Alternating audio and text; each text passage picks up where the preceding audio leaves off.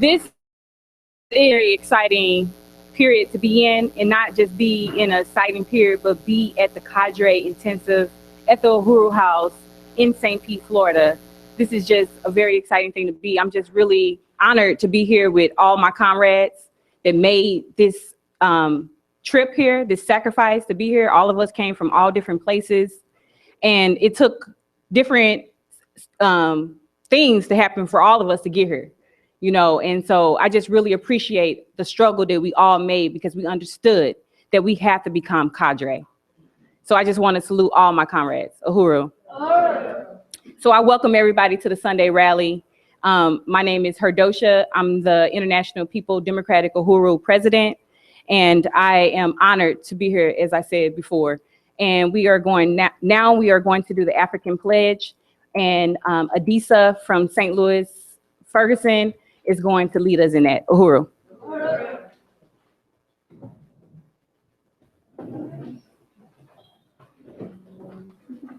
Uhuru, guys. If we could raise our right hand to, or however you want to do this.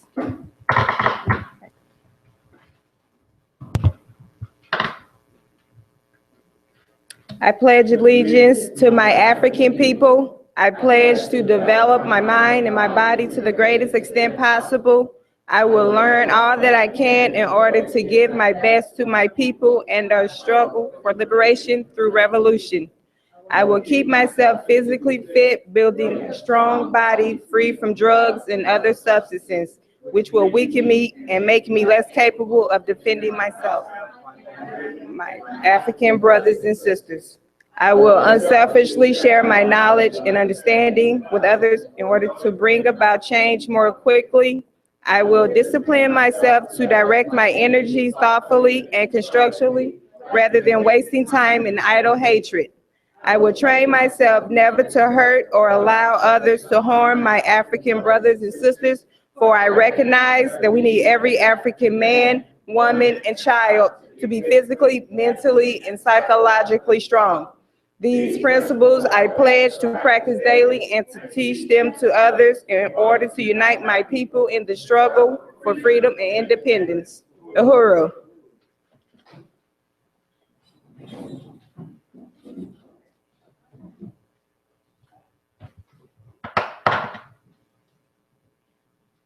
Uhuru. The pledge is so important, and each word should be something that we just don't say, but we should really live by and challenge ourselves daily to look at this African pledge and govern ourselves in our actions, as well as just, it can't just be lip service. I just wanted to say that. Now we are going to have Comrade Ghazi that is going to salute some people. Uhuru.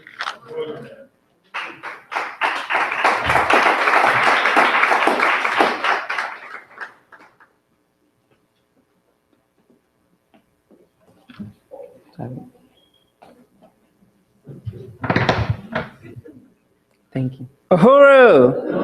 Uhuru! Israel Africa! Uhuru! So this is our first Sunday rally for the Cadre Intensive, and I'm so excited. Uhuru, everybody! Uhuru! So salute to everybody for coming out. I just want to give a short salute to the people that are staying for the 30 days, the whole time, because, you know, that's a lot to take out of work or a lot to take out of, you know, whatever you're doing in the colony. But to understand that that's no amount of sacrifice for freedom that we're not willing to do, and that being here is not a sacrifice, but it is our investment into African liberation, African people being free. So if everybody who is staying the entire intensive, they can all stand up real quick. Uhuru.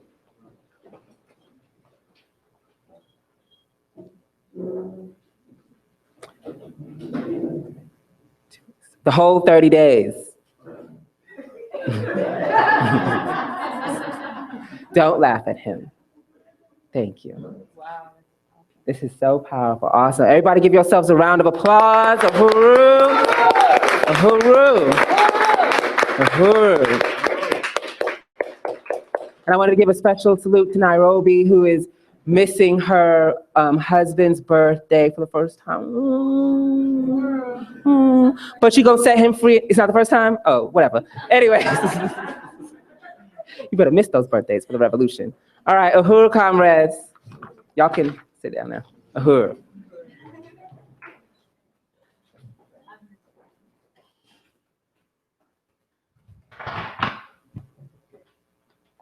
Uhuru. Okay, so we had a little, I know you have your program and we're going to do a little bit of adjustment, so just work with me here. Now we are going to the best part of the program, if you ask me, the meat of the reason why we're here. I can't put into words how I just really appreciate, in a real way, Chairman Omali Yeshitela. I just want to say that I remember being in Ferguson, being very, very, very confused about what was happening, and having having flashbacks of my whole life, and thinking about, my brothers that got murdered, my brother that spent time in jail, and just a number of things that I have seen in my community, and really what thrashed me out in the streets. But everything that I ever had in my life to teach me how to fight was not good enough. And I went out there for answers, and I kept coming back empty. And every time I would pray, I would get so frustrated. And I went to this march, and I looked around, and just his stance, he didn't open his mouth, just his stance alone attracted me to standing by him, because they said women in the inside of the men. And I said, well, I'm standing by him because he looked like he's strong. He looked like he will protect me. And it was the best decision I ever made. And as I stood by him, and these bootlickers was telling us that we couldn't chant or march, and it was, typical. And usually people just go along with it. Nobody questioned anything. But this time, Chairman just sort of summing it up and saying things that I never heard. And I'm like, what is colonialism? I never heard of that before. What is he talking about? And he was saying all this stuff. And even though I never heard these things before, I knew it was something to what he was saying. And I knew for some reason I wanted to tell him my story. So I don't know what exactly I was saying, but I was like, yeah. And, my brothers were killed by horizontal violence, but I knew that what he was saying connected it to Mike Brown being murdered in the streets. And I knew that the education that I had received in this horrible school system was connected to what he was saying in the streets. And so, as we go out in the community and they got these signs or whatever they got, the people know when you put out African Internationalist, you just have to put that out. That's all you have to do. People will connect the dots, because that minute he opened his mouth and started putting out the science, I connected my whole life to that. And he said, get her story. And he let me vent and talk about my story. And I got my information. I gave my information. And it's so important that we look at contacts as money, understand that contact, because I was just a contact at that time. And now I'm the International People President. That do not mean that I, went without, I don't make mistakes. I'm saying? I don't get it right all the time, but I would not give up, because I understand that I'm a slave, and I understand that I have to be free. And I understand that my daughters upstairs have no future in this world right now. I understand that it's nothing that I could do for my family by just praying and just going to church and just, trying to build a world that I don't know about. But I have to build something here that I do know that every generation to come is going to be here. And right now, they don't have a future. So I really appreciate Chairman Omali Yeshitela. Uhuru.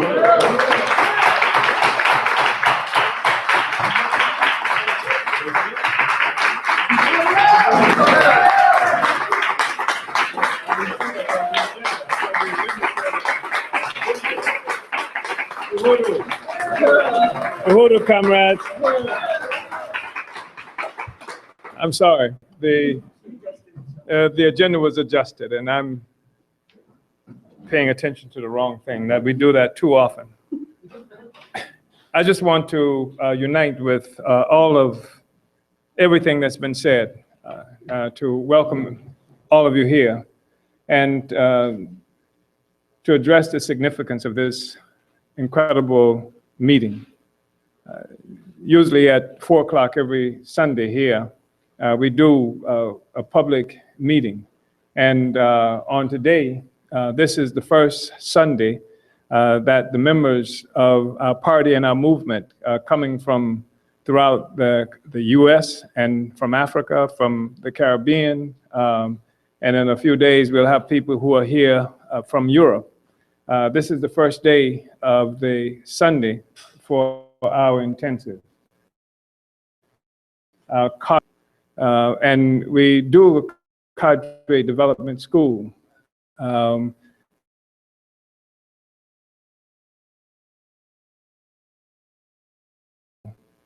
And it's an important task that we've assumed for ourselves. It's important in general terms because every slave needs to be in a permanent state of resistance and a permanent process of trying to kill the slave master and overturn the system of slavery. Every slave should be about that.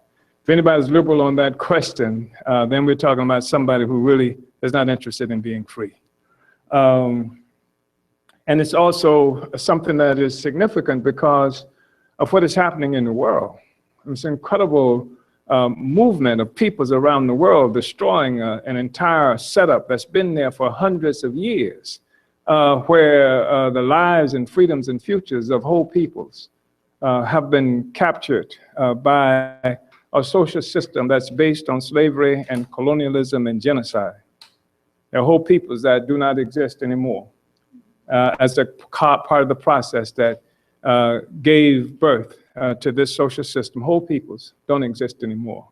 There are peoples who've been nearly eradicated in terms of their numbers. And part of this meant that groups of people who, prior to their coming into contact with us, were noted through the world as being a place of ignorance and barbarism. This was commonly known by various peoples in the world when this place that they now call Europe, which is a relatively new invention, which is something that was born through slavery and through colonialism. And so we have this whole new organization of the world, a new political economy that has come into existence at the expense of everybody else. And it's really important for us to understand that those who control the economy of the world are the ones who control the narrative, who define what reality is. We think of things as being beautiful or ugly and smart or less smart or civilized or not so civilized as a consequence of this relationship we have to this social system that was born through enslaving us and committing genocide against huge numbers of people. Everything that we think we know is something that was constructed through this process. Everything that we think we know, everything that we characterize as beautiful, everything that we characterize as legal, everything that we know was constructed through this process. We come to love and hate ourselves based on this process, not because of something that is particular and specific to us as a people in terms of our own development, but because somebody captured us. And they have put us in situations and circumstances where they're able to successfully define us, not only for themselves, but for us. So, you know what I'm talking about. You've experienced in some extraordinary places the skin lightening stuff that we do, not just here, but to be on the continent disfigured to African people are because of that. And happened to us. And I can't speak too much about this whole question of the history that gave birth to the system. We are historical materialists. And part of what that means is that we understand that this tremendous motive force in history, in human society, is a process of developing the process of producing life. And that is That is the whole thing. That is the fundamental question. I don't care how religious you are or anything like that. If you don't have life, you don't have no religion, right? All the other theories about what makes things happen fall to the wayside in the face of recognition that the fundamental thing is the production and reproduction of real life. Without it, you got nothing. So you ain't got no boyfriends. You ain't got nothing without that. That's the fundamental question. And recognizing this is really important. And I just want to say something about it because it does speak to the question of Cadre. Because we drag a lot of bad baggage with us. We got a lot of nastiness. White people and white power and to think about our relationships. It's born of this nastiness, this colonial power, this thing that has been imposed on most of the world.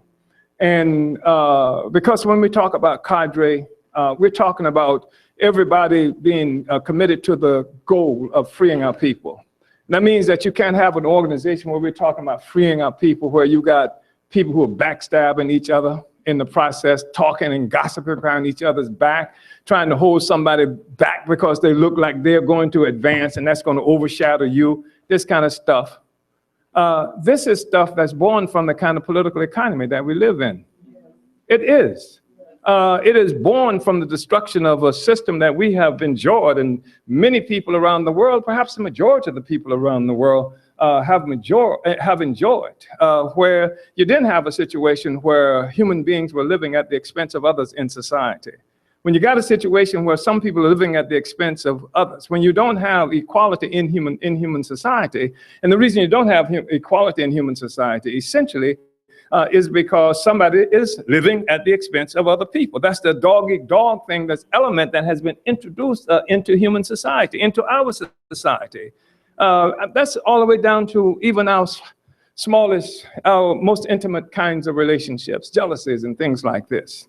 I'm told that among the Maasai in East Africa, somebody's heard this story before, that if an African man would come home to his house, to his hut, and there was a spear in the front of the house, he knew that somebody else was in there with his wife, so he kept moving, unless it was a short man. It was a short man, he killed him because he didn't want to have no short children, right? And as you can see, that genetic experiment was not something that extended across the entire continent of Africa, because we got some shorties among us, right? But the point that I'm making is that there was no jealousy there because the social arrangement was entirely different. We didn't own each other. We didn't own people. People came voluntarily into relationships. You don't come voluntarily into relationships with this thing that we are confronted with right now. So that we lie, it's common practice. We do it innocently. Honey, does this dress make me look fat?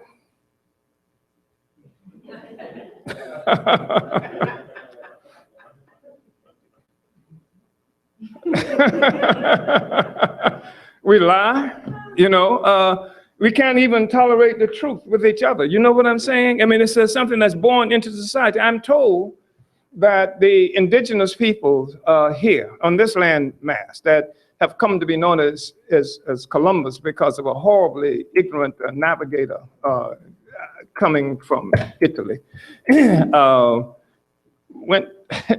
the wrong place. I mean, completely. But I'm told that the indigenous people didn't even have a word for lie. That's why we hear things like white men speak with two tongues, right? You know, there was not even a word for lying because people didn't lie, didn't have to lie. There was no incentive to lie. Because if everybody shared everything equally, what's the incentive to lying? If everybody gets what it is that you need, what's the basis of jealousy, right? But if you have that kind of social system, it's built in. And so lying and cheating, and you've heard the story that they used to laugh at when I was in elementary school. And I hear white people laughing at it, about Negroes too, who don't know any better. That Europeans bought Manhattan. Anybody ever heard that Europeans bought Manhattan? Anybody ever heard that? So they bought Manhattan for $24 in beads and things like that. Well, first of all, it was an absolute impossibility. It just couldn't have happened because the indigenous people didn't own property. You didn't have individuals who owned property. How the hell do you own a piece of dirt? How do you own the land? How do you own a tree? How do you own a river? How do you own the sky? How do you own these things? You don't own them. And so there was no ownership like that. It was the people's, resources. It was there for the people to use. So this was an alien concept, but I do believe that some white people came there and met somebody who lived there, and then it said that, here, I give you this, right? I give you this, and we want that. And I believe it's possible that somebody say, okay, you can have that. Just like everybody has it. It's yours to use. It's not yours to keep. You can't take it home. You can't send a letter to a white woman in England and say, look what I got for you, right? It belongs to the people. So it's an absolute lie. And I'm just mentioning this because different kinds of economies create different kinds of relationships among people. And when you're trapped into a particular kind of economy that's based on dog eat dog, that's exploitation and what have you, it permeates the entire society itself. And so new habits get pushed onto people where they did not exist before, where jealousies didn't exist. I mean, this is stuff that's contrived, that's created, that's put in our midst. It's poison. And we bring that with us into our party. Even when we talk about loving the revolution and loving the party, this whole thing that creates also individualism, deep and profound individualism. White people historically, and even now, you can see this in some social studies classes and other studies. I don't know how they characterize it in universities and things like that when they're talking about how people live in societies. And the criticism of Africans is that we are not successful, they say, because we think of the group first, that I'm not going unless the group can go. That's something, even if you don't recognize it, it's deep in the psyche and in our relationships. It's hard, we go with the group. That's how you see this collective kind of thinking that you never even been to Kansas or anything like that, but you got the same kind of instinctive, or in Sierra Leone and other places, the group is the thing that's more important than the individual. Unless they impose stuff on us like Ebola, right? That they can put disease in the community where you have to become afraid of the group now because they've put this in your midst. But even then it's difficult. Even then it's hard to keep people from getting together to have the funeral, even though they say you're going to die if you come and have the funeral. People still do that kind of stuff because the group is more important. But so they tell us that that's why we cannot succeed, because they say the driving force in society is individualism. Everybody going for himself. When somebody's going for themselves, then they say that's how progress is made, because this individual is going to do something for himself. When you think of the group, then you hold everything back. So we bring that into our party. People think more of themselves. People, and you're talking about Africans who are starved of affection. Starved of affection from each other. Can't even love yourself because of how we are trained to think about ourselves, about our blackness, about our big lips, about our nappy hair, about our broad noses and big booties and stuff like that. But think about it. What would you do without your booty? I'm just saying that we get taught this self-hatred. And so we are so needing of affection. The Communist Party USA used to do what they call Negro work in the old days, where they were competing with Garvey and other movements of African people. They had to organize Africans into their organizations. And so they developed what they call Negro work, and it was based on recognition of the tremendous need for affection that African people have. We do. We need affection so much. We need somebody to care about us so much. Isn't that right? You know what I'm saying, don't you? I mean, how many things have we done that didn't make any sense just because we needed somebody to show some kind of affection to us, right? So I'll never forget, I was in New Jersey at this retreat that these white left forces were conducting, and had been working with this little fellow. I say a little fellow, he was, kind of short guy, and white guy, was a professor and a lawyer and stuff like that, and he was a leftist and formerly of the Communist Party USA some time ago. And so he's doing what is Negro work when he's talking to me, but I don't know it. So he throws his arm around me, he says, I really like you, and Umali. And so, because I'm so starved for affection, and especially from white people. I'm so starved for affection.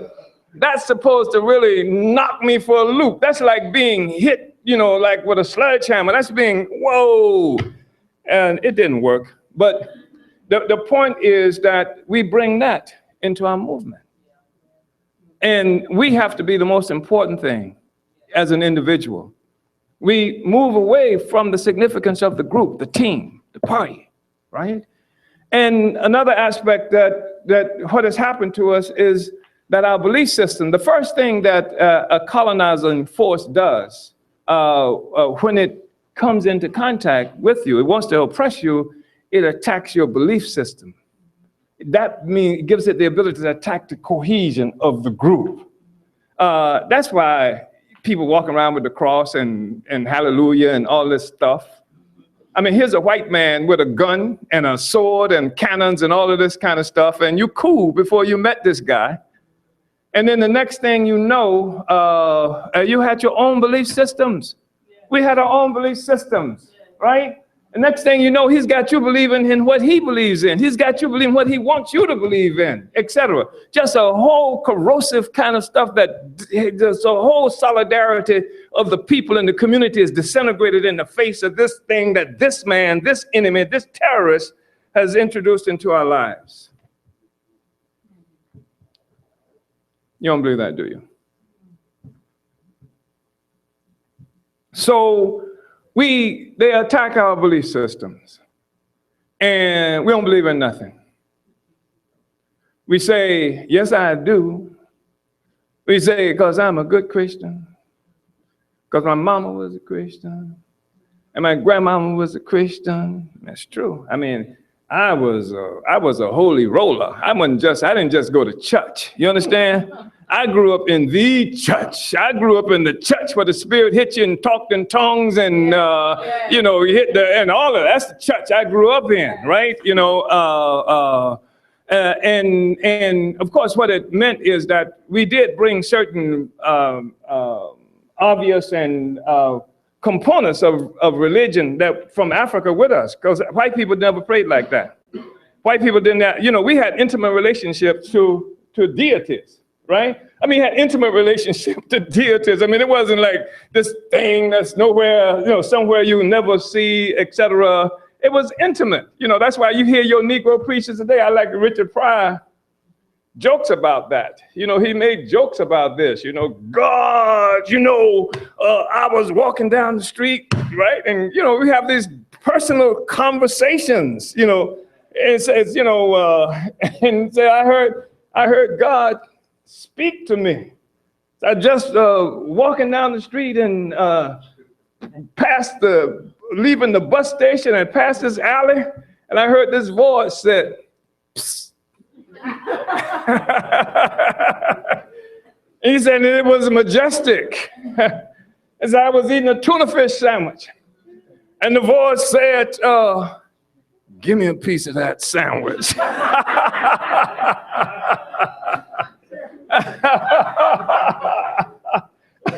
He said, come here and give me a piece of that sandwich. And he said, he looked in the alley and Then he said, he kept on walking because that might not have been God. You know what I'm saying? But the thing is, I'm making a joke out of this assault on our belief system. And I'm also talking about how, if you look at what poses as religion in the whole white world, there's even how it's practiced among Africans and white people is different, even though it's supposed to be the same religion. When you see white preachers, like, give me the name of one of these white preachers, Jimmy Swaggart or something like that, that's a black thing that he's doing. White people never prayed like that. They didn't have that kind of relationship with anything, except perhaps their pets, right? So a point that is the belief system had a severe assault. And the reason I say we don't believe in anything, because we don't believe that either. Even though people cut and harm and hurt you about it. We believe it so much that we'll give our preachers $50,000, what do you call it, anniversary money, when the Negro should be, we'll do all kinds of stuff like that. But we don't believe it enough not to pay that white man the water bill. We don't say, okay, well, I don't pay the water bill. I got this relationship with God. He's going to handle this stuff for me. We don't say that. You don't say, hey, no, we're going to scrap and do everything we can to pay the water bill and to do other kinds of stuff that's necessary. We don't believe it. You don't believe it. You say you believe it, but you don't believe it. Your preacher don't believe it either, except enough to get you to turn your money in. Because the preacher tells you that the great reward is waiting for you in the afterlife. But I want to wait as long as I can before I get it. You understand? The preachers, I have never seen a preacher that was eager to die. But you can get yours. And the Negro will stand up and tell you that your reward comes with death. Preach it on a regular basis. You see, and I'm not trying to knock anybody's religion, but the point that I'm making is that it's our belief system. What do we believe in? And we say, well, I'm a Christian, I believe in this. My mother used to be driven crazy by me. Because if the Bible says you're supposed to do all these good things and defy all the evil and et cetera, then I'm going out there, why are you getting upset with me? Right? Why are you trying to stop me from going out and do it? This is what you told me the Bible said you're supposed to do. So let somebody else do it. That's what she was saying. You understand? So the belief system came under assault. And we believe it just like we believe certain things about the Bible. You don't really expect to meet Jesus. You don't really expect that. And so we come to our meetings and we say, this is what we believe in. And we study our theory and stuff like that, and we accept it just like we do the stuff in the Bible. People are serious about the stuff in the Bible. We read that stuff in the Bible. The Bible says they argue, defeat, and debate it and everything like that, right? But they don't expect to have to live like that. They don't expect to see no burning bushes, no dead raising from the ground, et cetera. And we the same way. We believe it excitedly on a certain level. But the belief system, we don't have a genuine belief system. And most of what people call religion has been a way of life. It's not something that you just do on Sunday, like the white people have taught us how to do it. It's a way of life. That's why they have problems with the Muslims and what have you, because it's not what you think of as religion. People do this, they're right associated with everything you do all your life. All your day. In the daytime, you get up, you do ablutions, you wash out your nostrils, you do all other kinds. This is the way of life that you do it. Didn't say this is just how people do things, but where's our belief system? And I'm telling you, and so even though people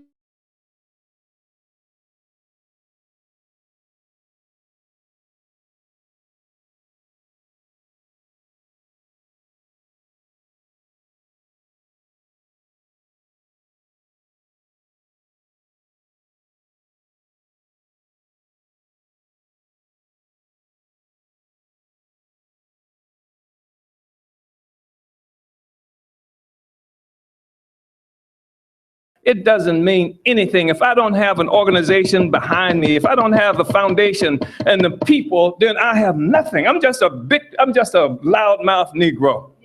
You understand? I'm just a loudmouth Negro. My significance, if any, is the connection that I have with masses of people, and that connection expressed through organization. That's the thing that gets. It doesn't matter how smart you are. I mean, so the white man let you go to school and you got some kinds of skills and things like that, right? Oh, and it's wonderful. Turn them over to the revolution. But you don't get any special thanks for that. We really say, wow, you know, we got this asset now for the revolution. You ain't doing it for me. You're doing it for the revolution. You're doing it for the next generation of African people so that none of us will ever have to suffer like this anymore, have to live like this with the kind of indignities that we do as a people, we suffer from. That's what it's about. That means surrendering. We talk about Cadre has to have the ability to surrender your will to the party, to the people and the revolution through the party itself. That's what it means. And people might have some problem. Petty bourgeoisie has problems with that. I mean, my will to the party, to the organization, yes, to the organization. Let me tell you what organization and the will that I'm talking about as it's reflected in this room. I'm talking about the Secretary General of the African People's Socialist Party, USA. Stand up, Comrade Gaida. I'm talking about the Deputy Chair in the form of Onazane Isatella. Stand up, Comrade Ona. I'm talking about the Secretary General of the African Socialist International in the form of Comrade Luezi here. I'm talking about the President of InPDUM in the form of Comrade Sister Herdosha, who is here. I'm talking about the President in the presence of Comrade Gazi Kodzo, who is over Norm, who is standing up here. I'm talking about in the presence of Comrade Yejide Oronila, who is over the African National Women's Organization, stand up here. I'm talking about in the presence of Comrade Javon, with the other name that he has not. I'm talking in the presence of Comrade Finti Toli, who is here, right? Who is the chairman of the African People's Socialist Party in Sierra Leone. I'm not talking about mysterious leadership. I'm not talking about the concept of some empty concept, some abstract notion of leadership. I'm talking about leadership manifests itself in a real way in the form of these human beings who lead our work.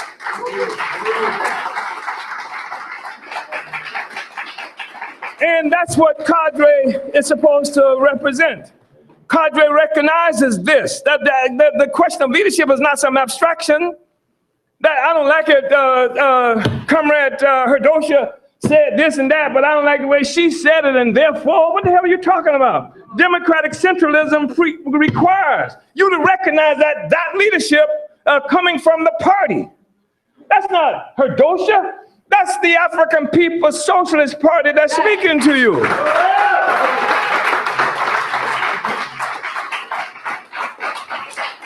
Cadre recognizes that. Cadre recognizes that. I don't want to quibble and have these crazy debates on an ongoing basis.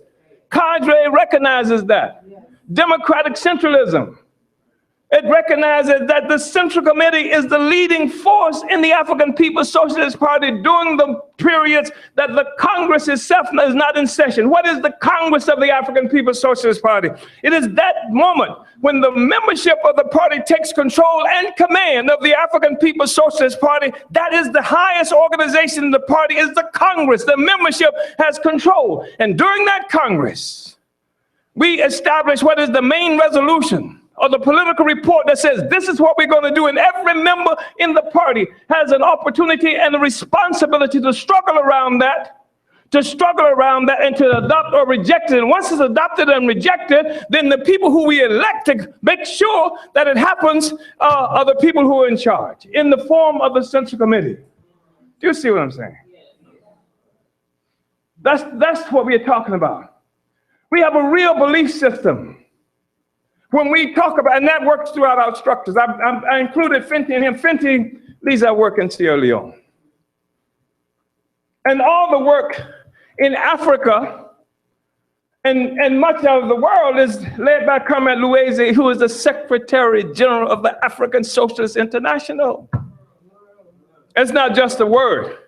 He is one of the most competent, most respected, most learned people in the whole organization.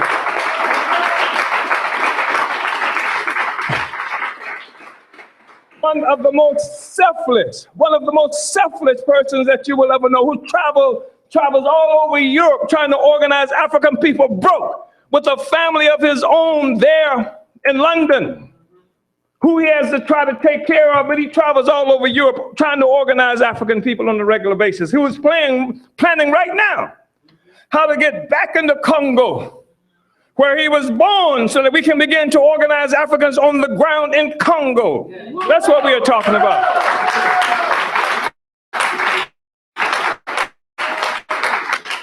We need cadre. We need cadre, people who will take the initiative. You don't have to be wait to told. Everything, the program of the party is the program of every individual in the party. It's not just my program. It's not just the program of the Central Committee. Every member of the party has a responsibility to making that program work. And if the chairman is not functioning appropriately to make that program work, then you have the responsibility to criticize the chair, to say, this is our program and you've deserted it. That's the responsibility. All of us have that responsibility. All of us have that responsibility. And to make it work, you don't just stand by and say, and I've had this happen in a meeting we went to, in the first Congress we had. An interesting situation, because I had a big struggle in the first Congress that we had 9 years after our founding in Oakland, California. And we were preparing for the Congress. And this one brother who sat there while all the work was being done, and then later on, he wants to raise a criticism that he saw some solidarity people were putting up this and putting up that, and nobody in the party was doing anything. He's the leader of the party. Say, Negro, you were there. How you gonna say nobody did anything without saying I didn't do anything? You understand what I'm saying? So the party is our organization. And let me tell you this thing, because we live in a place, a country, in a world right now that really diminishes the significance of theory. On the one hand, they make theory this abstract thing that only professors and learned people can possess and deal with. If a tree falls in the forest, and if there's no one there to hear it, does it make a sound? Wow. That's deep. You understand? I mean, silliness. The professors who learn to speak a certain language that nobody else can even understand, who write a certain way that nobody else can interpret, just this crew of so-called educated people, right? Or they pound the oppressed. They pound the exploited to convince us that we don't have the ability to understand anything. They pound us and they make us disinterested in theory. They feed us sugar, and sugar-coated ideas. It doesn't do anything at all for you, but you got plenty of it and you just get a taste for it. So that every time you go through the supermarket checkout line, you find out that Elvis was discovered on the moon, or there's a three-headed Jesus, the figure of Jesus on a three-headed monkey, or something like this. I mean, this is the stuff they feed us, where you can read horoscopes and other stuff that has no relationship to the world. This is what they feed us. You won't find that in the New York Times. You won't find that in the Wall Street Journal. They don't even have a comic strip in the Wall Street Journal or the New York Times. Right? So they intoxicate people with nonsense. And all of this is to undermine the whole notion that of ideas, of theory, of philosophy, etc. And then when they do that to you, they can tell you anything. They can tell you the truth and you don't know how to understand it. They can show you the truth and you don't know how to interpret it. You don't know how to analyze it, because they work all the time. They there's a thing in weightlifting that you come to understand, that you lift weight, and every time you lift the weights and what have you, the consequence of that is the muscle gets stronger, right? With rest, the muscle gets stronger. But if you don't do anything like that, then you end up like me, without strong muscles and the rest of that, or somebody without strong muscles, right? But the point is that you have to do that. That's called atrophy. That's called atrophy. Your brain can atrophy. You learn you forget how to use your brain, etc. But theory is fundamentally important. And I just want to say, and because there are people who do dismiss it, there's a great revolutionary movement that happened in China under the leadership of Mao Zedong. You would, to know what the Chinese went through to make a revolution, all of you should know it. Because you should find out everything that was successful in fighting against white power. You should know how the hell they did it. And there's nothing, the Chinese, the Vietnamese, incredible revolutionary movements that they were engaged in. But the fact is that this great revolutionary movement happened in China. And even during this process, because there are contradictions all the time in things. You know what I mean by contradictions? There are differences. There are competing ideas. There are competing tendencies. There are things that are constantly competing with each other in every process. In fact, contradiction often is referred to as something like a contest between the past and future. We talk about that all the time, right? And so in China, a man named Mao Zedong, who was a brilliant and incredible revolutionary, who was a peasant. He started off as a peasant. And all of the white revolutionaries from Russia and everything told him to make a revolution this way. And a whole bunch of Chinese got killed trying to follow them white folks. And then Mao said, no, we're not going to do it that way. We're going to do it the Chinese way. And but there were people in his organization who were not only wedded to the Chinese, but just because you want to get rid of a foreign power don't mean that you're for the people. Do you understand what I just said? Just you have a national liberation movement because the whole nation is oppressed. Not just the working class is oppressed, but the petty bourgeoisie is oppressed by the national oppressor also. The petty bourgeoisie wants the end of this oppression. Don't be fooled by that. Don't be fooled by that. The petty bourgeoisie wants to get the oppressors off of his back so that he can become the new oppressor. You understand what I'm saying? So don't be fooled by the fact that he wants to end the national oppression. That's what the role of the party. The party knows the petty bourgeoisie wants to end this oppression. The party wants to end this repression too, so the whole nation can be mobilized. And the party has the responsibility of mobilizing the entire nation, including that sector of the petty bourgeoisie that is patriotic, to get rid of the oppressor. But the working class, the party, has a responsibility of taking the revolution to its conclusion. That means it puts the working class in power. You understand what I'm saying? Because otherwise, you're going to have a Barack Hussein Obama. You're going to have all them sellouts all over the African world. Look, everywhere in the African world, you're supposed to have black people in power, and you ain't got black people in power nowhere in the African world. You got black faces representing white power, and that's every place from Congo to Nassau, to this place where we live right here today. But so Mao understood these contradictions, and he said, people are asking where the bourgeoisie is. He said, the bourgeoisie is right here in the Central Committee of the Communist Party of China. And he was telling the truth.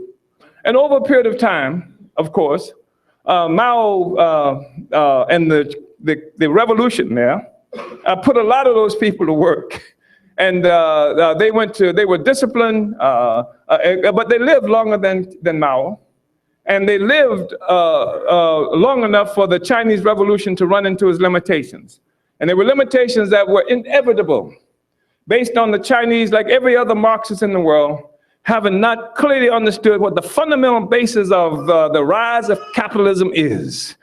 We understand that. And so what you had was when Mao Zedong, when the when the philosophy of Mao was finally overthrown, you had the saying that it doesn't matter if a cat is black or white as long as it catches mice.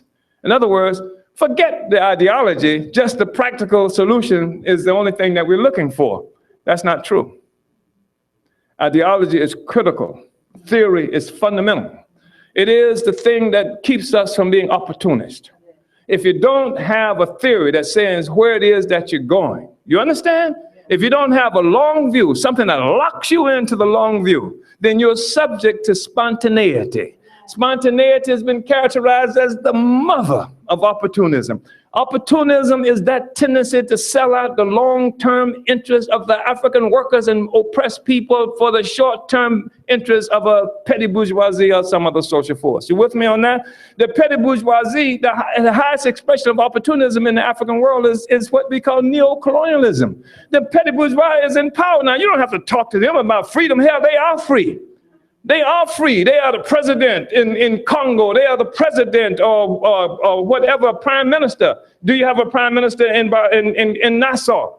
They are free. What the hell are you talking about fighting for freedom? But look at what you have in Nassau. In Nassau, only thing you got is black managers controlling the same white-owned property that was there before the so-called independence in 1973, wasn't it? So they sell out the long-term interests of the masses. They sacrifice the long-term interests of the masses. But African internationalism, not Pan-Africanism, African internationalism, because a Pan-African is anything he says he is at any moment of the time. It's whatever you want to be now, that's what it is. But we are an African internationalist. You can't be a capitalist and an African internationalist. African internationalism is the highest expression that you can find of international proletariat socialism. Communism. I said it.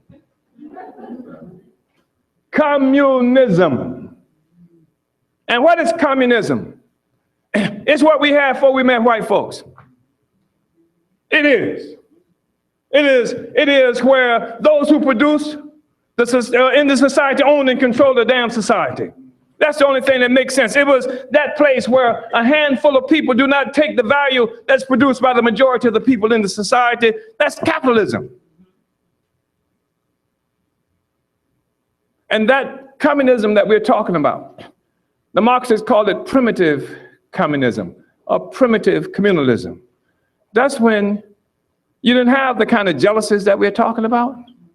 You didn't have the kind of contention in society that we're talking about. That's what the struggle is about. So we're African internationalists. So to be cadre is to have a respect and appreciation for democratic centralism, is to have a love for the party, because the party is the instrument. How are you going to get free?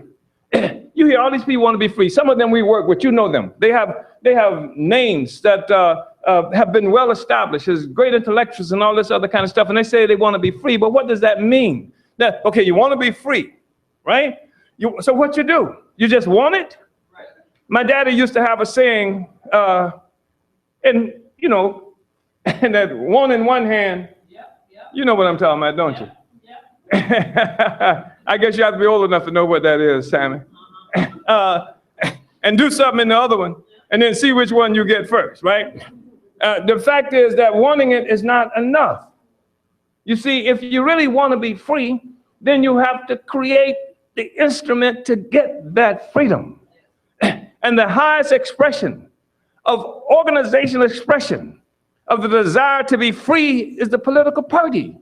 And the political party is the instrument of the advanced sector of a particular class. A particular class. If it's the Democratic Party, the Republican Party, this is the advanced sector of the white ruling class. It doesn't mean the whole white ruling class is there, because it's not. Much of the white ruling class doesn't even give a damn about what's happening in Venezuela, what's happening in many parts of the world. Some of them just drunks and drug addicts and do all other kinds of simple-minded things, bedwetters and the rest of it. But their party, the advanced detachment, has come together and developed a program that's going to protect the interests of the white ruling class at all costs. It controls the military, it controls everything there to make sure the interests of capitalism and colonialism are forever forwarded. We are the party of the African working class. That means regardless of what the state of consciousness of the working class is at any given moment, whether they have pumped drugs into our community, seduced us into a state of senselessness, whether they have induced violence among our community and within the community and what have you, we still represent the African working class. We know what the future looks like and what the African working class can be.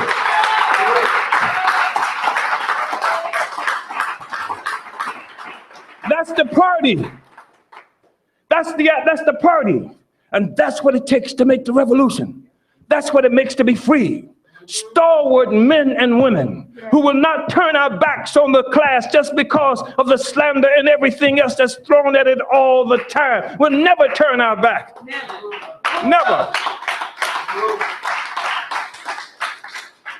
And African internationalism helps us to understand that the working class has no interest in oppression except for the bourgeoisie and its lackeys. Because most of the prisons we're going to be able to get rid of after the revolution, because the only one going to be in jail are those who don't get executed among the bourgeoisie and all the lick spittles who follow them, who carry out their will, because somebody going to get hurt to make this freedom. And somebody's gonna have to go up against the wall. Because if we don't put them up against the wall, the masses are gonna put us up against the wall. They have committed horrible offenses against the people, and they're gonna have to pay for it.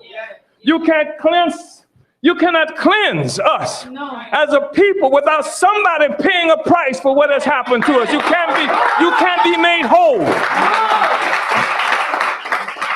You can't be made whole. You cannot be made whole. And you have to do it. You will never be whole until you do it. You have to do it. You have to cleanse yourself. So the cadre understands this. We don't like violence. As Malcolm X used to say, we don't like violence. That's why we want to do anything necessary to stop it. Yes. We're opposed to it. So we want to do whatever it takes to stop it. So we have to love the party. We have to not even hesitate in recognizing that the only way out of this is revolution. We are not going to be able to talk our way out of this situation. And you know, we got some good talkers, right? And we got people who don't do nothing but talk, right? But it doesn't work. If it would have worked, then the white folks would have come and talked us out of what we had. They didn't come and just have some discussions until after they had killed enough of us to quiet us down. So self-centeredness is no place. Self-centeredness is no place with us. It's the party. It's the revolution. And I love this party. And so the cadres have to learn. You have to struggle to learn the theory. It's easy. I'm telling you it's easy. There are new words that you might have to learn, but you've done that before. I can tell you some new words that are really strange, but you learned them because you found them intriguing, interesting, and they might be pleasurable.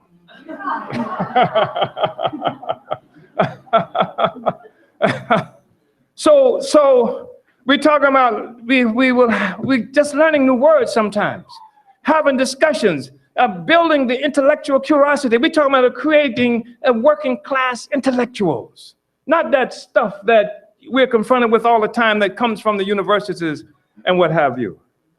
So, and we have to be equipped to lead the masses.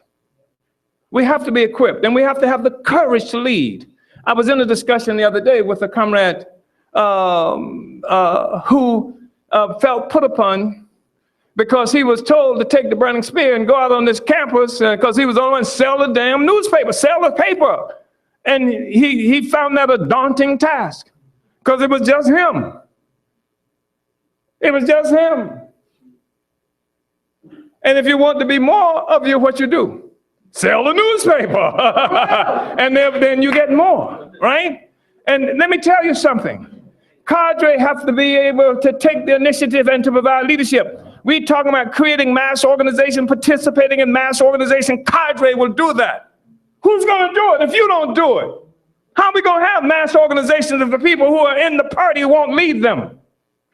And where are they going to go if they are created if we don't have the cadre to lead them? So we want to learn that because we have a strong belief in leadership. That's why we put a newspaper in your hand. Because when you become a leader, when you walk out into that community and you meet somebody in that street and say, sister, look at this.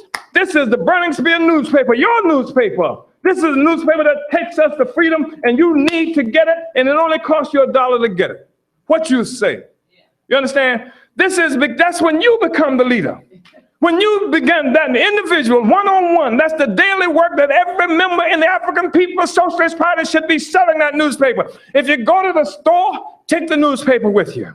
If you walk across the street, take the Burning Spear with you. You have to become evangelists. You want everybody to have that copy of that newspaper in his hand or her hands. And then what begins to happen is the next time people begin to see you, they start asking you about stuff that was in the paper, or they start asking about stuff happening in the world. Well, what you think about such and such a thing? This is how we begin to exert our leadership in the community, among the people and what have you. You can't be some punkish, I can't sell a newspaper, I'm afraid of my black people, so I can't sell it. What kind of nonsense is that? No, you got a petty bourgeois hang-up about selling a newspaper. Having given the people access to their revolution, to their party, to you, right? And so you can't do that. Let me tell you something. I've over talked, haven't I? Where am I? Let me just say this. Let me tell you this. Let me tell you what Cadre is. In 1996, when the St. Petersburg Police Department, the Florida Highway Patrol, the Clearwater Police Department, the County Sheriff Department, backed up by National Guard, who were headquartered at the dome, the dome down the street, which is a baseball field.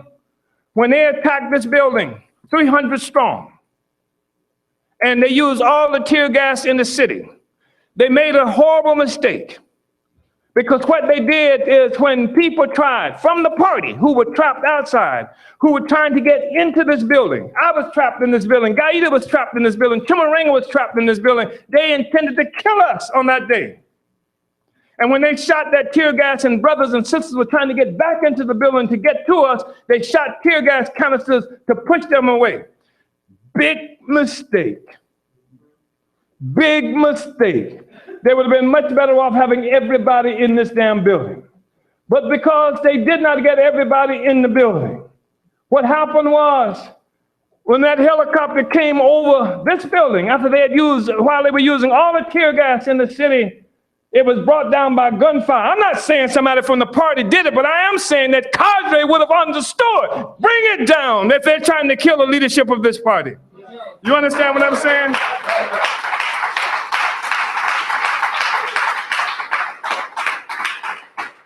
Won't be able to tell you everything to do all the time. You make the revolution. You solve the problems of the revolution. You defend the leadership. You defend the party. You defend the interests of the people all the time. That's what Cadre is. You love the party. You love the revolution. You love the masses of our people. You hate the petty bourgeoisie. You hate neocolonialism. You hate white power. You hate capitalism. Yes, you do.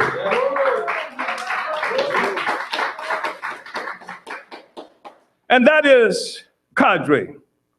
So it's not a love fest. We love our people. We love our party. We love revolution.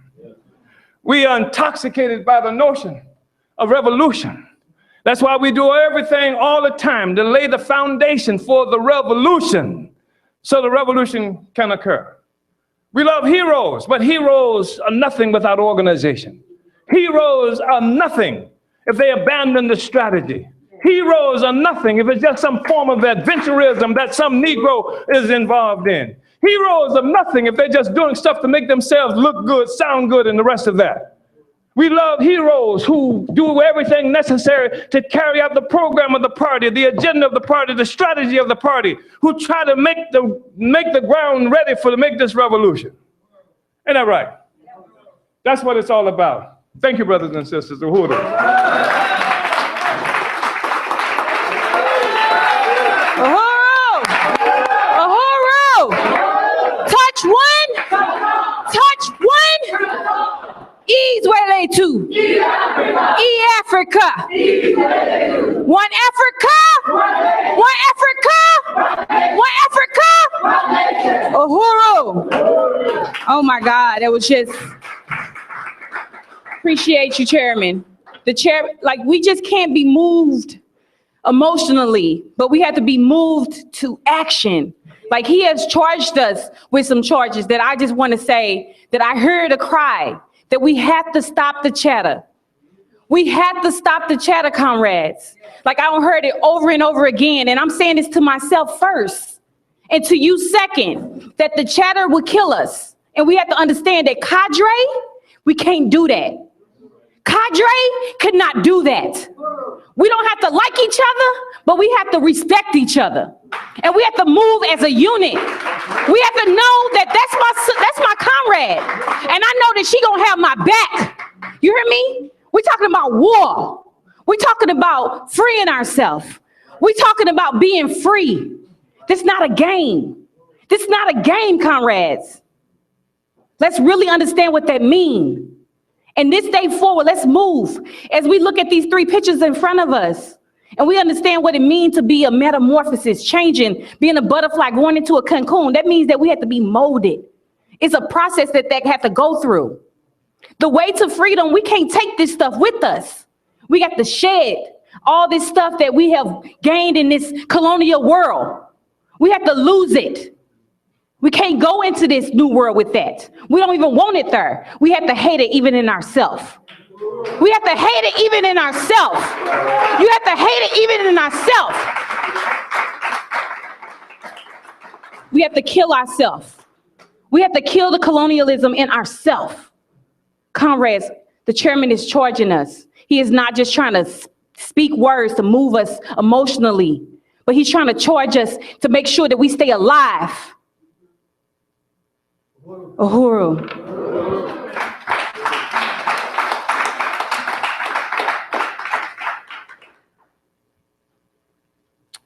The next thing is we're going to have a film of I Am Cadre. Can I say one thing? I brought my two daughters here because I thought it was important that I knew I couldn't leave my kids at home because there's already a lot of chatter for what I feel that is very important for me to do, is to fight for their freedom. And so I brought my daughters here, and again, I'm morphing. So I had a lot of ideas of feeling guilty, as a parent, being involved in this process. What about this relationship that I'm not having with my kids, the times that I'm in meetings and I can't get with them? But just being through this process, and my kids are here and they have on t-shirts that say, I am Cadre. So my kids today was telling me, they said, Mommy, I want the brown baby. I don't want the pink baby. The pink baby tell you lies. The pink baby tell me that I'm not cute. The pink baby tell me all bad things. But Mama, I want the brown baby. And their conversation all day today is that I want the brown baby. As a mother, that's the proudest moment that I can have. And that's why I fight the way I fight. Because my kids must be free and they must love each other. We have to build a Kijiji school. We have to understand that it started with them little like that. We have to get them right there. They have to be prepared to understand that we are at war. And they have to understand that they have to go to these schools and tell their comrades, listen, let me tell you that that's not true. Because everything is teaching them opposite of that. So we have to be challenged, y'all. Seriously, like what we're doing right now is just not some emotional thing. It's not something we just gonna have an aha moment. This is not a camp retreat. We are being morphed into Cadre. Uhuru.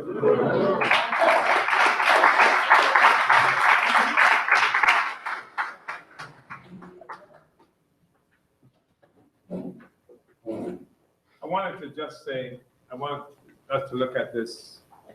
But the working class has no interest in oppressing anybody except the oppressor. And when you look at our party, you see the future. I want you to think about that. Look at the African People's Socialist Party. See who you find in our party. And that's what the future looks like. Free African people, no oppression, no exploitation among ourselves. Uhuru.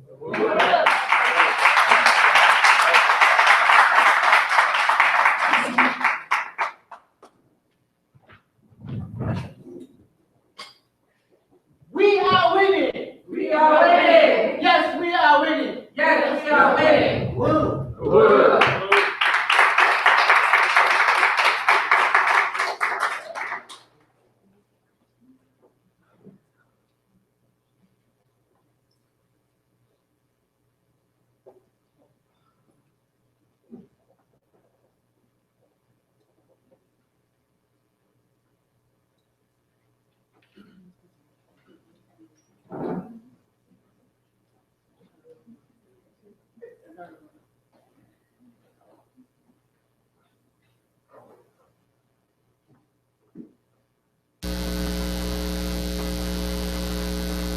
For 30 days during the month of July 2016, the African People's Socialist Party will be training 50 of the best sons and daughters of Africa to be cadre in the struggle to unite and liberate Africa and African people everywhere. The party will host African people throughout Africa, the U.S., Europe, and the Caribbean at its Obama Hall headquarters in St. Petersburg, Florida, for an in-depth political education, organizational training, community organizing, and physical training, building cadre of the African Revolution. Whether we are in Africa, in the US, The Caribbean, South America, Europe, we are one African.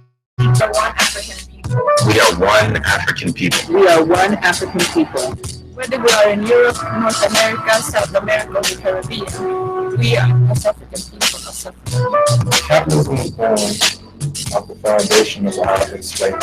And the 500 years of colonial theft of our land, labor, culture, and resources. Africa and all of its resources are Our birthright. Our birthright. our birthright.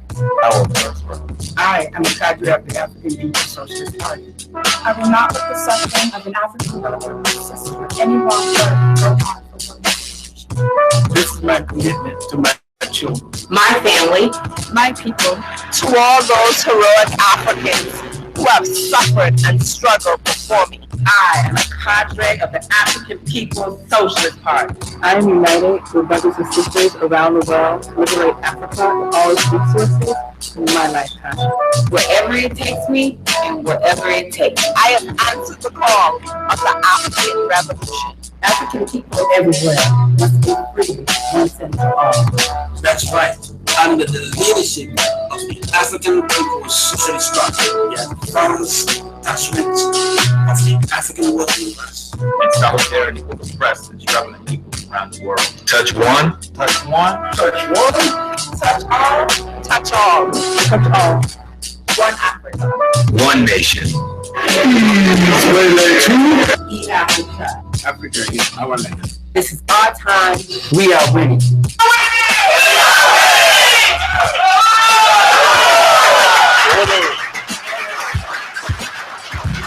Uhuru, brothers and sisters and comrades, that this generation declare that not another African will ever live as a slave or colonial subject again.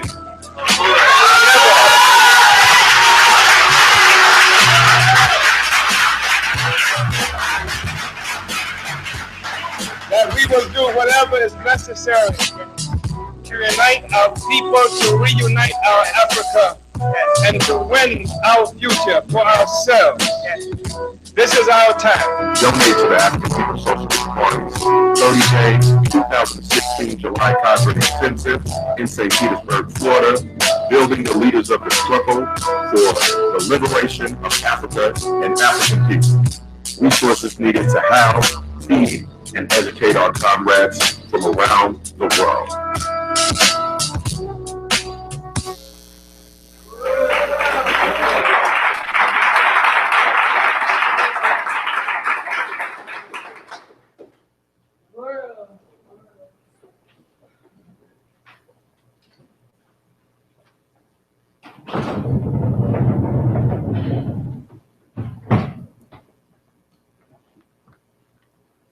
What do we want to be? What do we want to be? Uhuru. So now Brenda is coming for the very important part. Ocheka, I believe. I'm sorry. Ocheka, Brenda, and Cleopatra, and Marquise. Okay. Uhuru. All right. Uhuru, comrades. This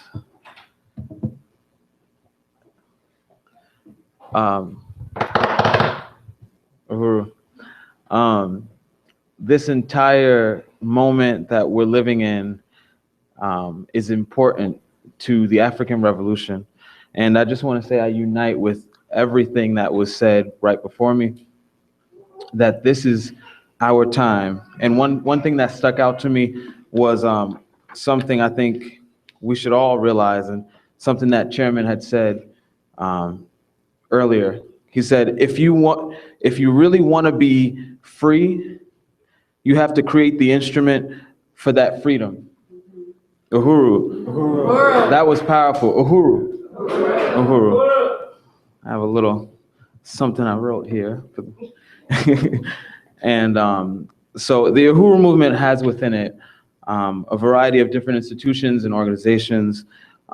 We have been building, and we continue to build, which are sustained by Africans like everyone in this room, by the masses of African working class around the world. And whether it is around our campaign for our precious 3 African girls, Dominique, Ashanti, and Lanaya, whether it is having control over our own stories, our own music, our own media, which is Black Power 96.3 FM, right? Whether it is creating our own narrative through our own newspaper, The Burning Spear, or whether it is getting Africans physically fit, both Cadre and the masses of working African people in this community.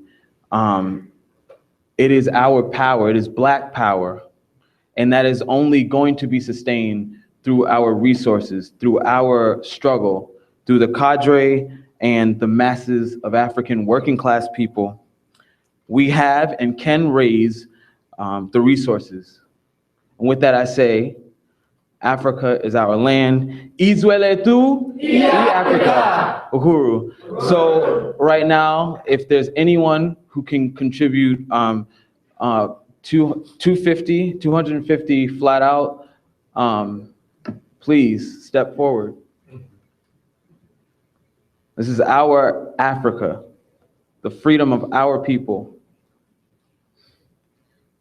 And anyone who can contribute, whatever you can contribute, are we passing around the basket? The basket will be passed around. Uhuru? Uhuru.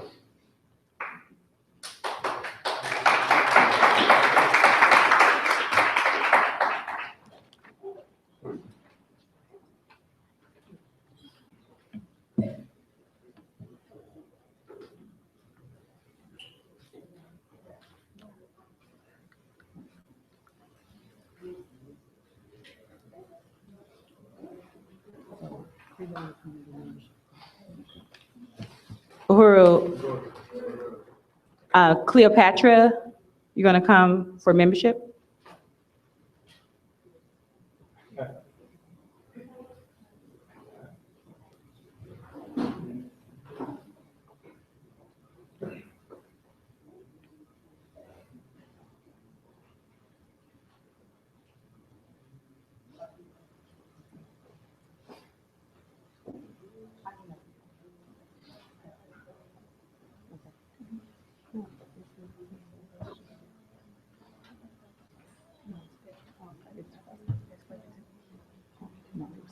Okay, it's okay.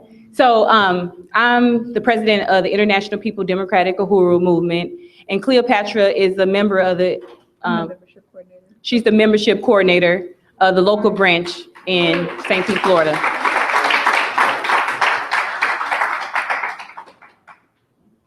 You could just start off with just saying why you became a member and why it's important to be a member. Okay, Uhuru.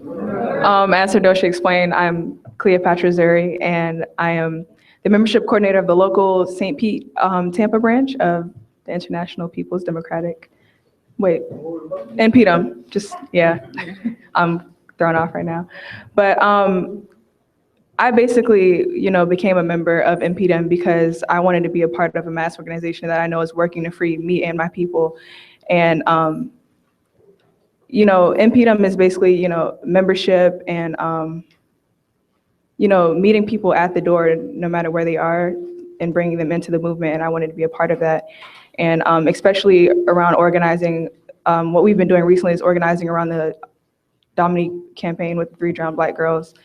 And we're the main ones in the community doing outreach, recruiting people. And I really wanted to be a part of that and interacting with my African people. Uhuru. And Cleopatra is still in school, and I think you are youngest member? Youngest member. So InPDUM meets people at the political door. Like I didn't even know who Marcus Garvey was before August 9th. Absolutely didn't. But I could tell you like who wrote every book in the New Testament and how many books that Paul wrote, and which ones they don't really know who wrote. I could tell you all of it. And it was because everything that I did was to prepare a place that I had to believe in, because that's what my pastor told me, is that I couldn't have a future here, that my future was only in something that I had to hope and dream for. And when the chairman was talking today, it hit me like an aha moment. It's because I really wanted to know, meet Jesus. So when I met the movement, it really put some doubt there, because I had to question and understand, I'm a materialist and I have to really see where is my future? And my future, what I know is my kids are going to grow up and have kids and their offsprings, and I have to create something here on earth. And so that's why I joined InPDUM and met me at the political door. I didn't know anything, but I humbled myself.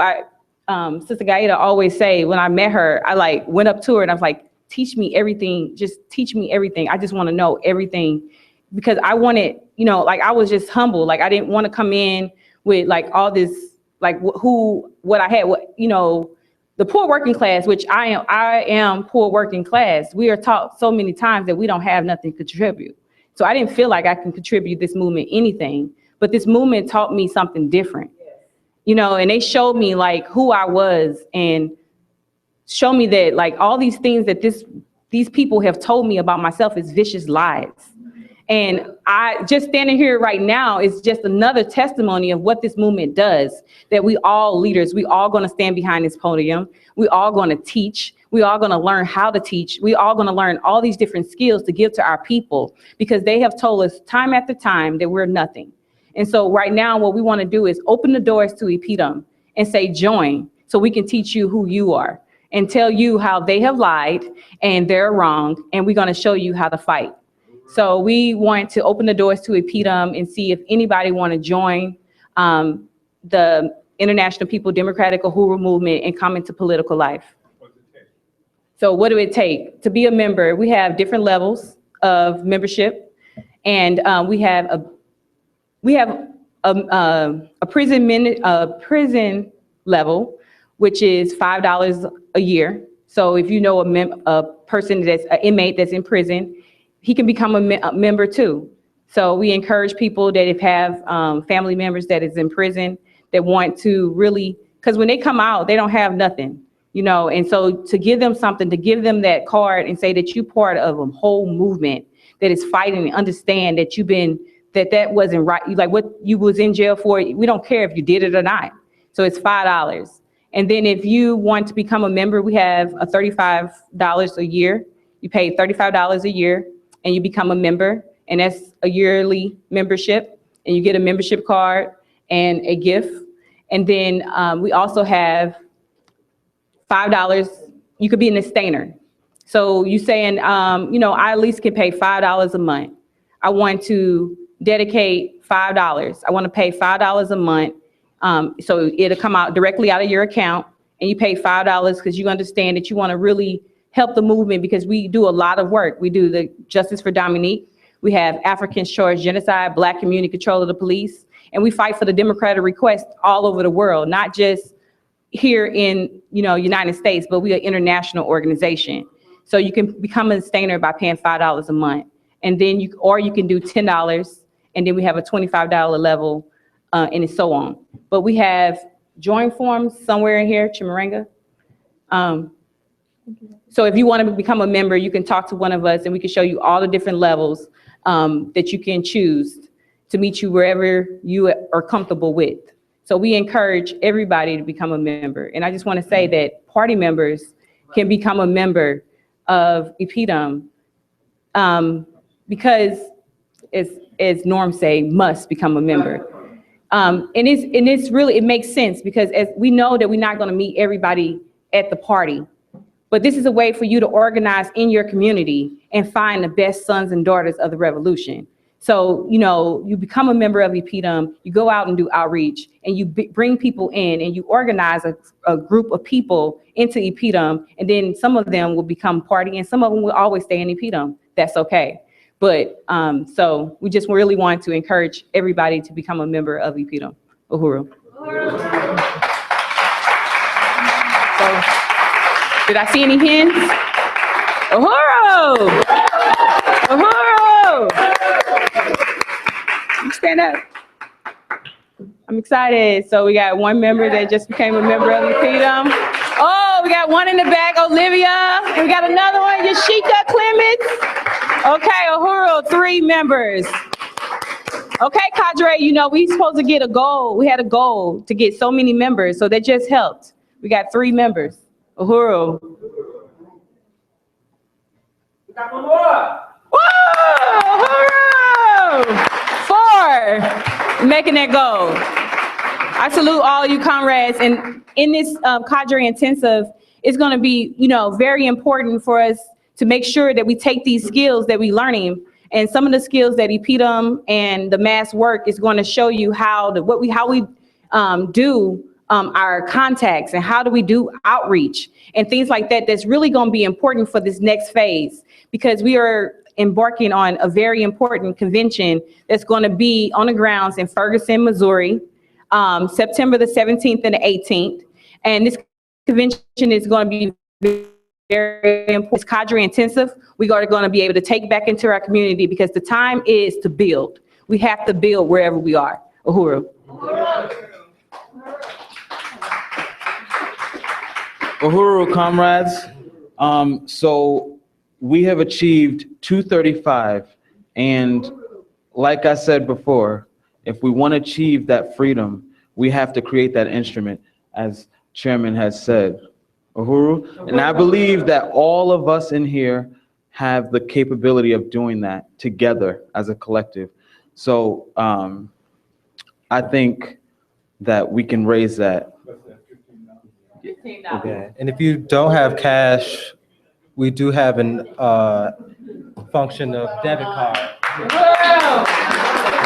You can also do it online, Uhuru. Uhuru. Uhuru. This is what freedom looks like. This is what power looks like. We are winning. Uhuru. One nation. One Africa. One nation. Uhuru. Uhuru. That's so amazing. This is already have been like every single day, like you think you're tired, but then you get energized, you get to wake up. Like I have not had a moment to nod off or even want to go to the bathroom. It's been that good. So the next part is a very exciting part. This will be led by Agitprop and Chairman Omali Yeshitela, and this is going to be our naming ceremony. Uhuru.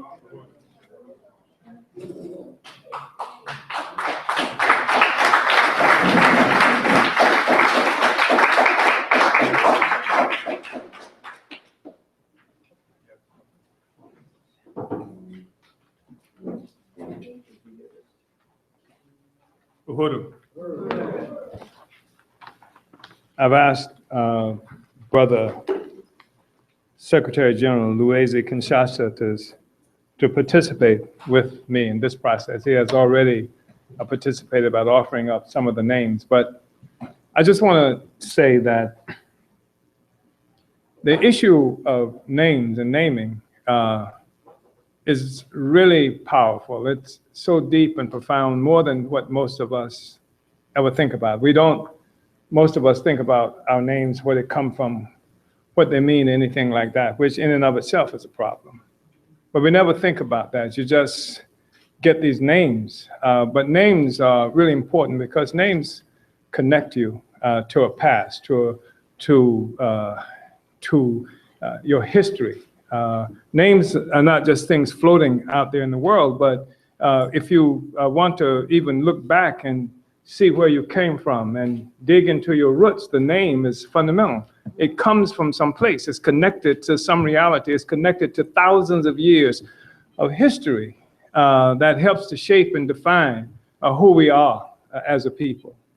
And to have millions of our people, more than millions, but scores of millions and hundreds of millions of African people who have been taken into captivity and renamed, to have been a part of a situation where royal companies would actually take Africans and then upon our capture would brand us and then would give us brands, take our names, and then using searing hot irons. This is typical. This was not an unusual situation.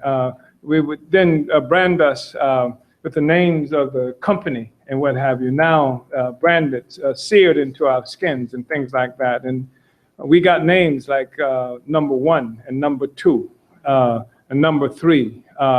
We sometimes didn't even have names as such, but we were boy and girl. It was an incredible attack on who we are. So it's difficult for us even to find ourselves. If you look back and try to locate yourself, you can't even find yourself. It's like we disappeared once we left Africa, and now we are Jones and Barbara, and we are Mary and Judy and things like that, which are peculiar names for Africans. And so you can't even trace yourself going backwards. It's a really powerful and significant thing, and it's something that Africans who have been brought into captivity have been struggling with forever. It is something that the plagiarized book, one might almost call a novel, what is the African name? Roots? The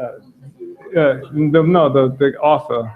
The plagiarized book that Haley's name was on. The Kunta Kinte situation where what's my name, and just beatings. And this is a literal truth. This happened to us all over the world once we were brought into captivity. So even having your own name became an offense. One might even say a criminal offense, that we were beaten and traumatized just to try to hold on to our name, because to hold on to your name is to hold on to your past. It's to hold on to who you are. And one of the things that our oppressors, our captors had to do was erase a memory, to give us a sort of historical amnesia. So we no longer knew who we were. We left this place as one thing, and then we arrived here, and we became something else. So that's been traumatic. And so while here, we've had to face the slander of Africa itself. So now, if you want to find yourself, you really don't want to be African, because African is this place where monkeys and wild people and savages live. And we don't want to be associated with that. So we're ashamed of the Africa. We're ashamed of who we are. So we become things like Asiatic black men, if you look at the Nation of Islam, right? Asiatic black men, We become all these other things. Some of them are products of colonialism themselves. Things like we become Puerto Ricans, which ain't nothing but a Spanish-speaking African for the most part. And you know, my cousin, my grandmother, you know, was part Indian. Or anything other than African. It's something that we have been not only, it's an oversimplification to say we've been taught to hate, but the brutality that went with it, the cruelty that went with it, was something that made the name, our own identity, something that was hard to hold on to. So we want to struggle with that. Struggling with that, we want to today to engage during this Cadre development school that we've already talked about being a situation where it's going to be a new beginning for many of us. It's almost like a new birth. It's almost like being born again, as you would say in the church, right? And this time it can have significance, real meaning. And so we want to look at the question of names. And there's been a discussion of naming ceremonies, and this is something we're still in the process of developing. Because the truth is that throughout Africa, although you see throughout Africa certain string of sameness in different places, there was all kinds of variations in how namings occurred. In some places on the continent, for example, a person was named as soon as the umbilical cord fell off. Some places, 7 days later, a person achieved a name. Sometimes a person would achieve one name and then at 11 or 12 would get an adult name later on. Sometimes the person would even have a secret name.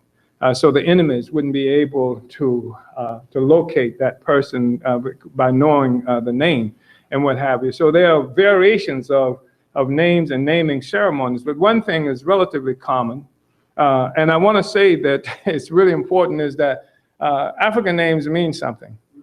And to be born and have a name that doesn't mean anything, Judy, you know, African names have meaning, and that's really important. Some places, as you know, names depend on the day one was born. You know, you have a name based on that day.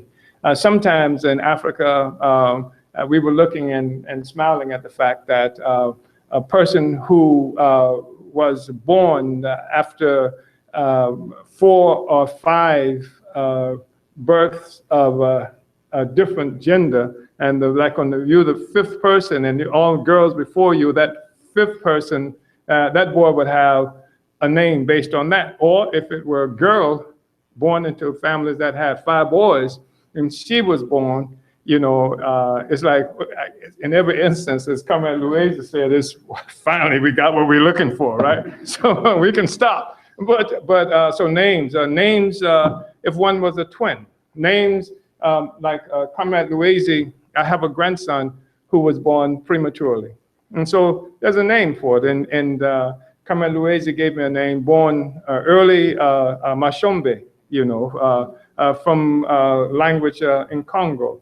I gave him that name. And that's one of the things that is relatively common about African naming, that a grandparent or older person often is the person that would choose the name. Names also when a person is born, depending on how the person looked or whether it was a difficult birth and things like this. These are the things that help to define, to say what names are going to be. So the thing about a name also is that names are something that that is important because they help us, they give us a mission. They give us something that we find ourselves having to live up to. And sometimes names vary. I have a son whose name is Mwamba. In some languages it means strong, and others it means crocodile. I love the name crocodile, by the way. I wish someone had named me crocodile, you understand? And I think in another language it means peanut butter, but it's a common, when I say another language, but in different, among different ethnic groups across the continent of Africa. So you will find names having varying kinds of meaning. Do you want to contribute to this? So what we said so far? Yeah. Well, Chairman said almost everything. Right? The names are really important because in the language I speak, they ask you what's your name, but they use the word combo. Combo literally means where you from. That's basically what's your name. So in the name, people can say where you from sometimes, not all the time, because you got names that cut across ethnicity and regions. And their names, as Chairman said, is a high history. For example, there are some names I love in Africa, names like Ngoma, because I found it from South Africa to Senegal. Just look at the map of Africa. You can see that name from Senegal all the way down, which means almost all African people share their names. There are other names like that. Diop's one of them too. So it tells basically our history.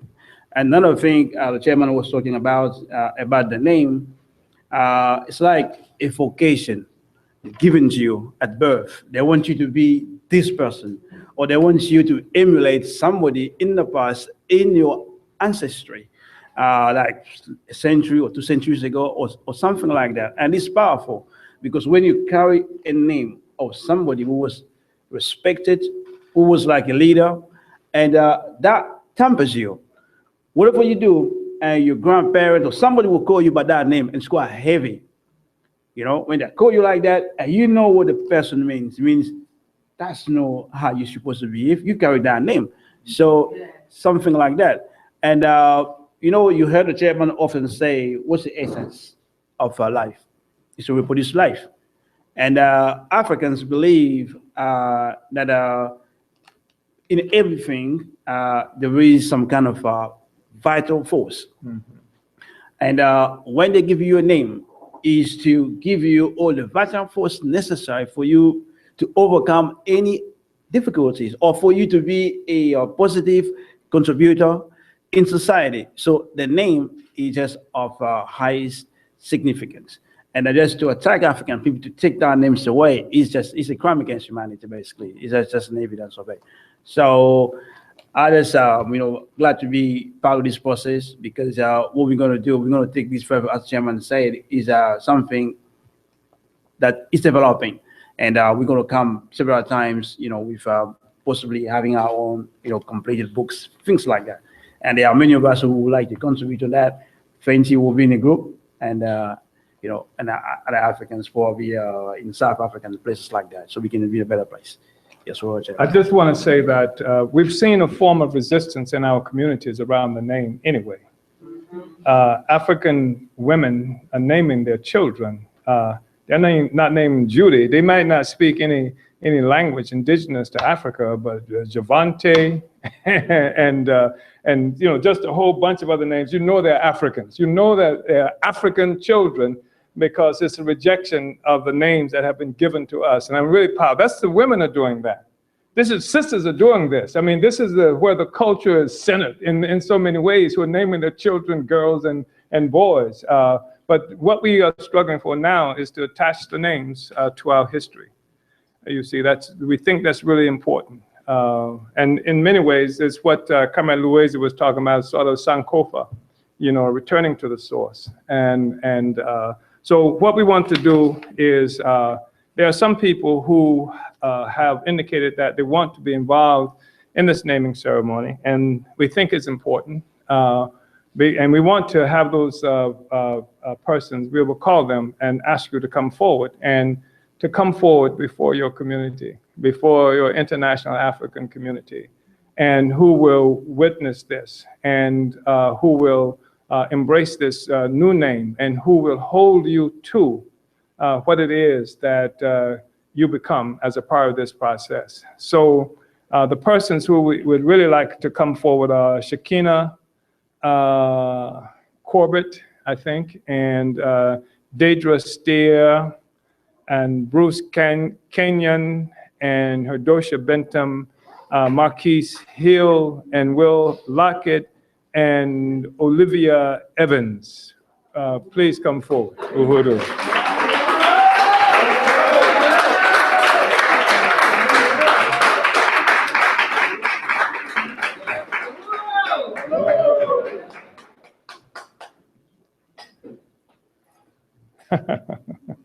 This is interesting. Sister Olivia acquired her name from Comrade Omawale Kefi. I think he qualifies as a grandfather and someone old enough to play a role. And we have taken names, many of them from Did Louisa desert me? Yeah, I'm here. Ines from Congo and Ethiopia. They're from the remaining names are from Congo and Ethiopia. And Ethiopia, Amharic, and in the Shiluba in Congo. Amharic from Ethiopia, and I'll identify which is which. So each of these are comrades whose parents were born into captivity, and whose parents' experienced the branding, the assault on our identity, and who themselves lost their identity and attempted to confer upon them names of some significance, but that were not rooted in our own history. And we are talking about Shekinah Corbett, right? And Deidre Steer, Bruce Kenyon, Herdosia Bentham, Marquise Hill, Will Lockett, Olivia Evans. And for Shekinah, we would offer the name, let's see, I have Shekinah's sort of Colombo, is it? Because Shekinah will be looking for a last name. It's not there. It's not here. No, it's not there. I have it written here. We're talking about a last name for Shekinah. In the meantime, I have it written on something that I was working with, perhaps on that folder. Perhaps that folder. Let's see. This is the name that we think that Shekinah, who is an artist, a graphic artist, and has done incredible things, creative things. Kalombo, K-A-L-O-M-B-O. Shekinah Kalombo, which means creates things with her hands. Okay. Yeah.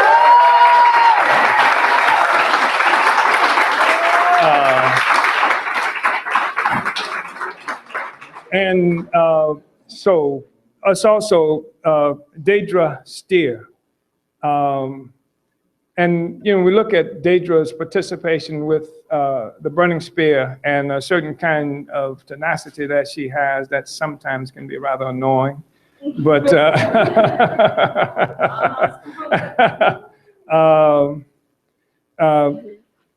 we have given her the name, and these names, Colombo, by the way, is from Congo, Shiluba, Congo, and Deidre Steer, Kolonda, which means follow up on things.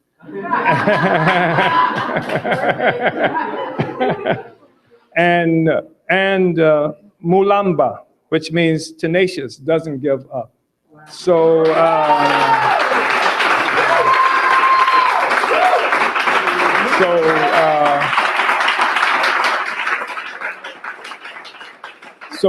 now Kalonda, K-A-L-O-N-D-A, Kalonda, follow up on things. And Mulamba, which means tenacious, doesn't give up. And Bruce Kenyon. Bruce has a number of names, one which was contributed by Sister Yashika. So I know your name. And but others, a first name Ntambwe, which from Congo, it means lion. Okay.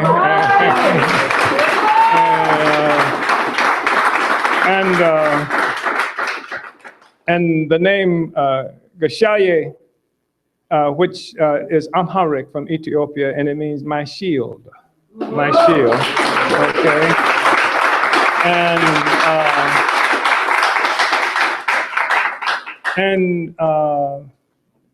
another name that comes Zulu from South Africa, Bekizitha, which is a contribution from Sister Yashika, means watches for the enemy. All right? So, you want to read others? The whole name is Ntambwe, Gashaye, Bekizitha. Bekizitha. Yeah.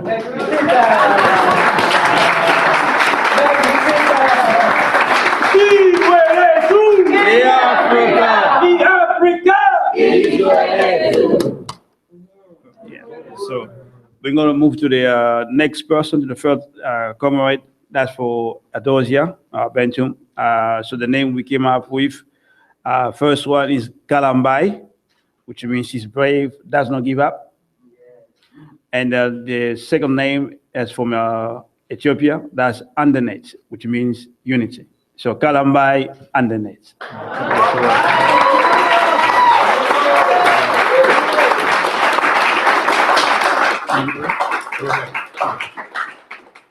And for the fourth comrades, that's Marcus here. The first name we came with is Muteba, that's also Chiluba in the Congo, the one who inquires about things.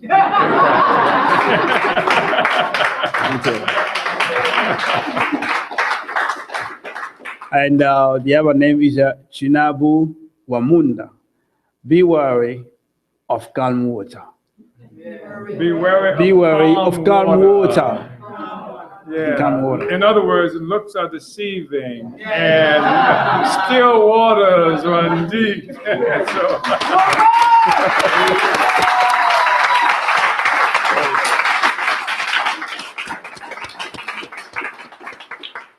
And for the fifth comrade, that's for Will Lockett. The first name is Kabula, means the one who shares. Kabula. The one who shares, yeah. And when I went to school in Africa, I had a friend. His name was Mutombo. And I told comrades, he looks just like him. And I said, I can't believe Mutombo is here.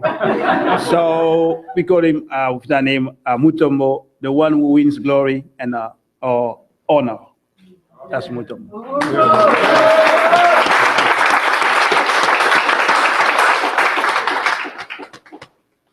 And the sixth one, that's for Comrade Olivia Evans. The first name is Ali Inza. That's from Uganda. She will be able to handle it.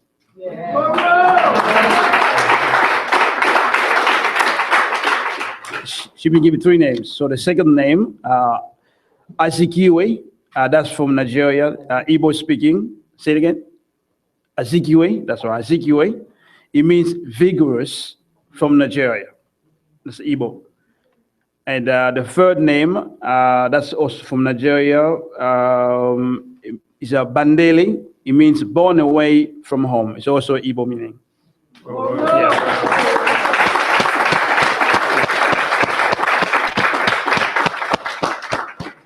So what we have just done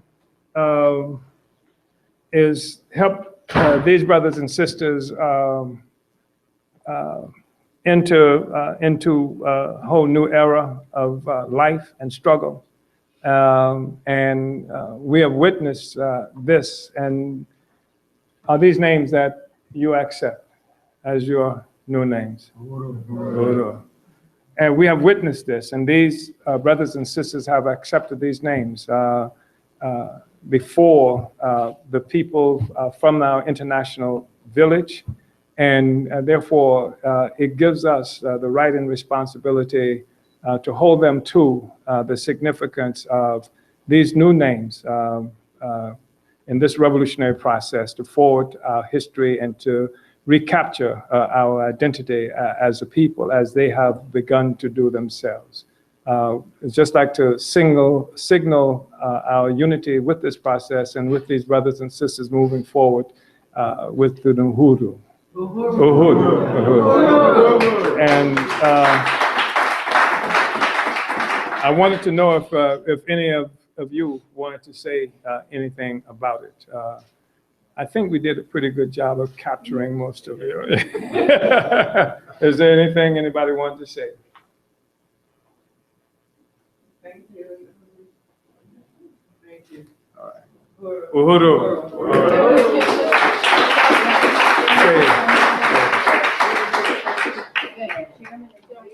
Louise.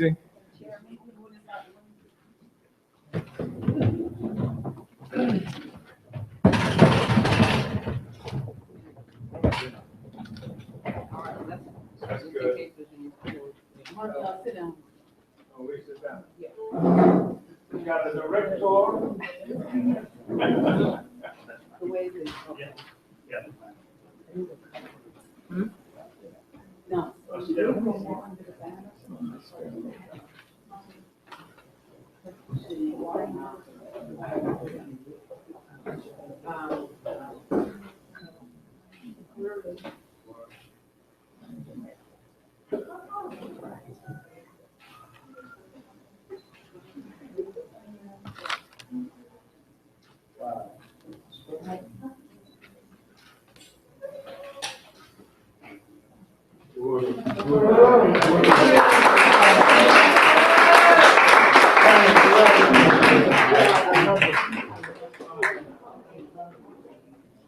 Since you would have the, we need to write the names down. And I need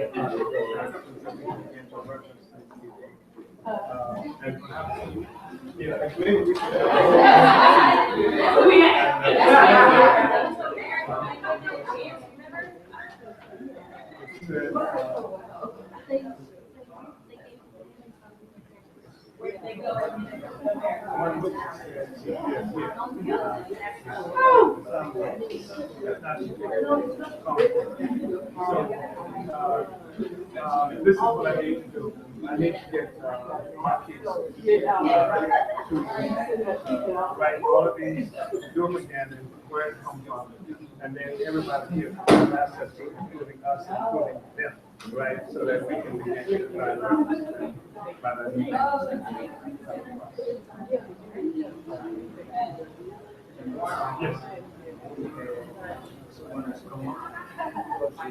yes. Oh, yes. Cool. Oh,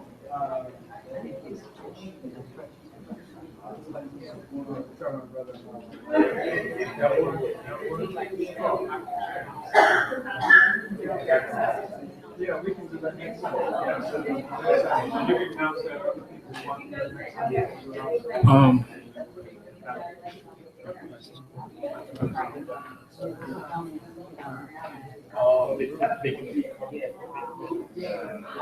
I'm sorry. Oh, yeah, you can put that in now.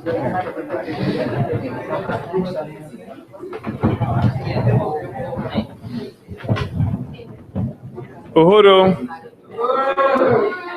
we've learned that at least one other person wants to do a name change. But what we want to do is wait until next Sunday. And that will give anybody else who wants to do so an opportunity to consider that. I can't think of, some people hold on to really interesting reasons for trying to maintain the name of of white people who owned us. My daddy's name was that, your daddy was a slave, and people need to consider that because the connection to ourselves, to our history and whatnot was just a really important question. So next Sunday, if there's people should let us know. And if there are people who want to do it next Sunday, we can do it again. All right? Uhuru.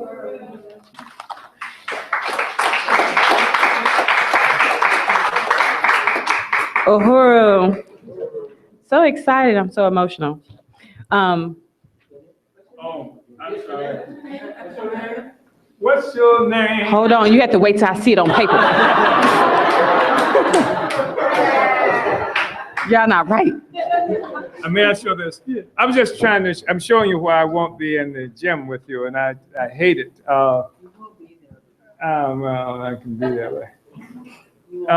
What day was that? Monday. Monday. That truck there T-boned me. That's the car I was driving when I was hit by that truck. Is there another picture there? Can we see the other picture? I just wanted folk to see. How do we see the other? Well, this is me pointing toward the truck because when it came out of nowhere, I didn't see it. They ran a red light and hit me with that truck. And when they hit me, my car spun around and went into the truck. What are you doing up? Let's see the next picture. Okay, that's me and obviously. Is there another picture? You only got 3? That's it? Okay, well, yeah, that's where they got me. And they hit me, and it was really interesting because when they hit me, when she hit me, I didn't know where it came from. I didn't know where I was hit. I didn't know if I was hit in the back or anything like that. I just couldn't get out of the door once I was hit. And that was troubling because I didn't know if the car was going to catch a fire or anything like that. So I had to crawl on the other side, out of the other side. And I was trying to get the attention because everybody was trying to tend to the white woman who hit me, in the car there. What's she say? But you can see that's a pretty big truck. You can see that's a pretty big truck. That's a big Dodge Ram. That there are other pictures of it as well. I've been told that I shouldn't do certain workouts and things like that, and I dread it because what I need is Mofi. Mofi. You know what Ona means, right? Ona means fire. I guess I got fire.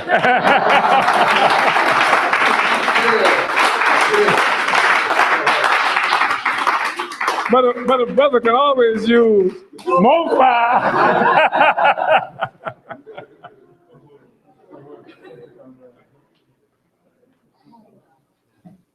Uhuru. So now we are going to have Gazi Kozo and Yoshika Clements, and they're going to talk about the case of Dominique. Uhuru.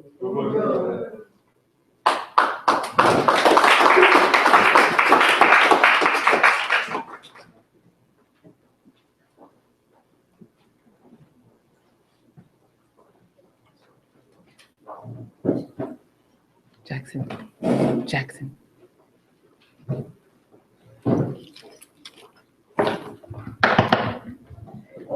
Thank you. Uhuru. Isn't this amazing Sunday rally this Sunday? Uhuru. Wow, I just want to salute all the speakers that spoke before me. Chairman Omali Yeshitela, Uhuru. President Columbi, Uhuru. And everyone with their new names, Uhuru comrades, congratulations. Uhuru. So my name is Gazi Kodzo, and I'm here representing the local branch of International People's Democratic Uhuru Movement. I am the president here for the local branch, and I'm going to be talking to you about the Justice for Dominique campaign and the 3 Drowned Black Girls. Now, many of you have heard different stories in the news about these 3 drowned Black girls that were drowned by the Pinellas County Sheriff's Department, but I'm gonna go to you and let you know about the truth of this story, because a lot of slander, lies, and campaigns by the state to attack the African poor working class, to attack African mothers have been put out. Uhuru. So, Yashika Clemens, who is right here, is the mother of Dominique Battle, who is one of the 3 girls that drowned. Now, Yashika found out about the murder of her daughter by 10 police officers that came to her job, and first they interrogated her, asked her all these barrage of questions for what it seemed to be like 20 to 30 minutes before they finally told her what happened. And one of the police officers just looked at her real impatiently and just said, "She's dead," right in her face. And after they said that, the police officers started to say, "But we didn't chase her, we didn't chase her, we didn't push her to the water, we didn't chase her, we didn't push her to the water, and she's dead." And then just left Yashika there to have to call for her mother and her sister to come get her off of the floor parking lot at her job. Then Yashika tried to have a funeral for her daughter, where she also had to raise funds by having multiple car washes just to have the resources to have the funeral for her daughter. Prior to this occasion, they tricked her into putting her son into a program. They told her all these lies about the program, that the program would be good for him, he'd get all this great attention, all of these people that he can look up to, all of this kind of education. Unbeknownst to her, until the funeral for her daughter, she was sending her son to basically prison. They call it a program, but it's prison. She didn't really understand the seriousness of this until she told them that her son needs to come to the funeral of his sister, and they refused it, but said he can come to the wake. And her son's 15 years old, and he can't come to his sister's funeral.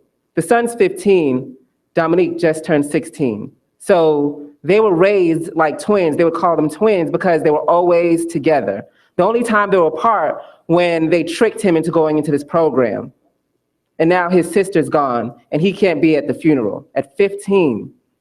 He's never, ever, ever gonna heal from that. This is what the state does to African families and to African children. They see no age. So he comes to the wake and he's in chains with multiple police officers with him. He can't sit with his family. He has to stay by the door. No one can touch him. No one can talk to him, not even his own mother. To this day, he has not even received a hug from his mother after he found out that his sister was murdered. 15 years old. This is the state that murders our children. This is how they deal with us. Shortly after this, Sheriff Bob Gualtieri went out to the press and made multiple slanderous attacks against these 3 girls. Made multiple lies about the 3 girls, said that they went into the water and tried to save them, but they couldn't save them.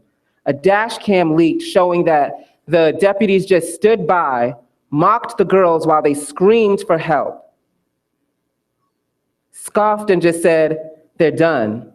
They're 6 feet, they're done." And you could hear the girls screaming in the background, and they're mocking, saying, "Do you hear screaming? I don't know, do you hear screaming?" This is what they said. Look up the video. This is what they said while these 3 girls were screaming for help. And Sheriff Bob Gualtieri wants to go on the media and say that Yashika's not a good mother. None of these mothers of these 3 African girls were good mothers, and this is why this happened. And then magically, the dash cam from the actual car that was following them, that chased them and that hit them, that dash cam has disappeared. but you get to see everyone else's dash cam. Every other car, their dash cam video that was found, but the video was misplaced in evidence.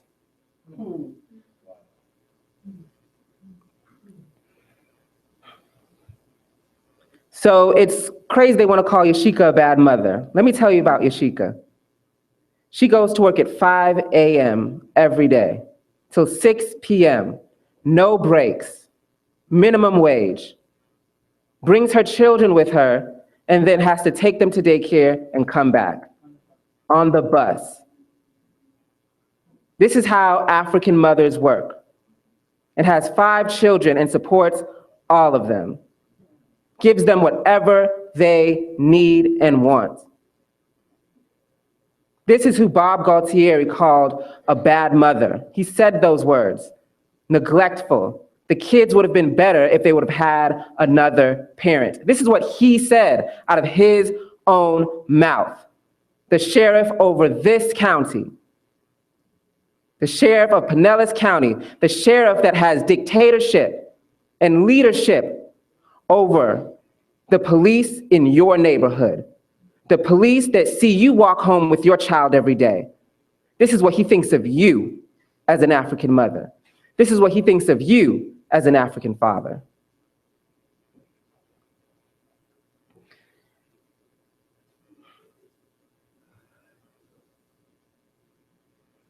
So Yashika's had to deal with this all by herself, it seems like, while the media continuously put lies and lies and lies and lies out there in the media. Until she decided, you know what, I'm gonna get out of my bed and I'm gonna go out there because I'm here to having a press conference, and in this press conference, they're about to attack my daughter. So she puts her slippers on and gets out the house for the first time since the funeral. And she goes out there to those cameras and she single-handedly defends all of those 3 girls.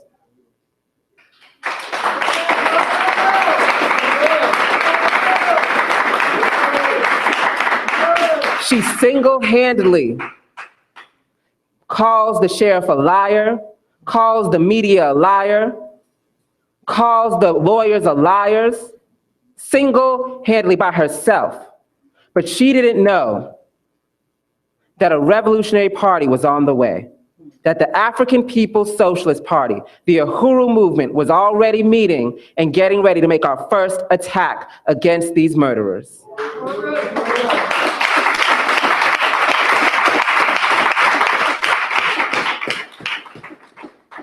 She didn't know until one of our private eyes, 16-year-old Cleopatra, found her on Facebook and sent her a message and said, we're having a protest for your daughter. We'd love for you to come.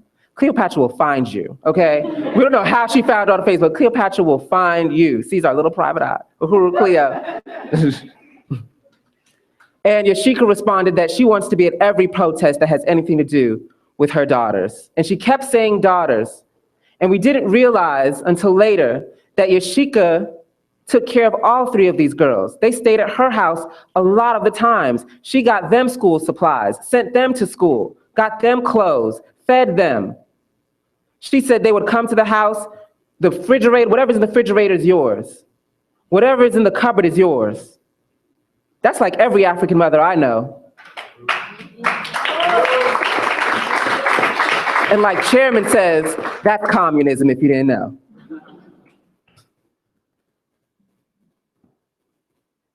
Through this campaign, Yashika has saw and met with many organizations.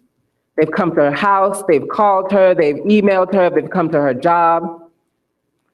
But when she came to the Uhuru movement, when she came to see the African People's Socialist Party, she saw something different. She saw leadership, not just a hashtag, that shade to Black Lives Matter, Uhuru. She saw democratic centralism, not just followers and likes. She saw organization, not opportunism. She saw real African women in leadership, not just pretty faces on magazine covers that say that they're fighting for our children, right? but you never see them on the front lines. They say that they're fighting for our children, but they're having dinner with the state. They say they're fighting for our children, but they say to vote for Hillary Clinton that called our children super predators. These are the people that are supposed to lead Yashika to freedom. These are the people that are supposed to lead Yashika and her family to justice to fight for her daughter. These same people that continuously align with the state, paid for by unions, paid for by politicians. They're up for sale.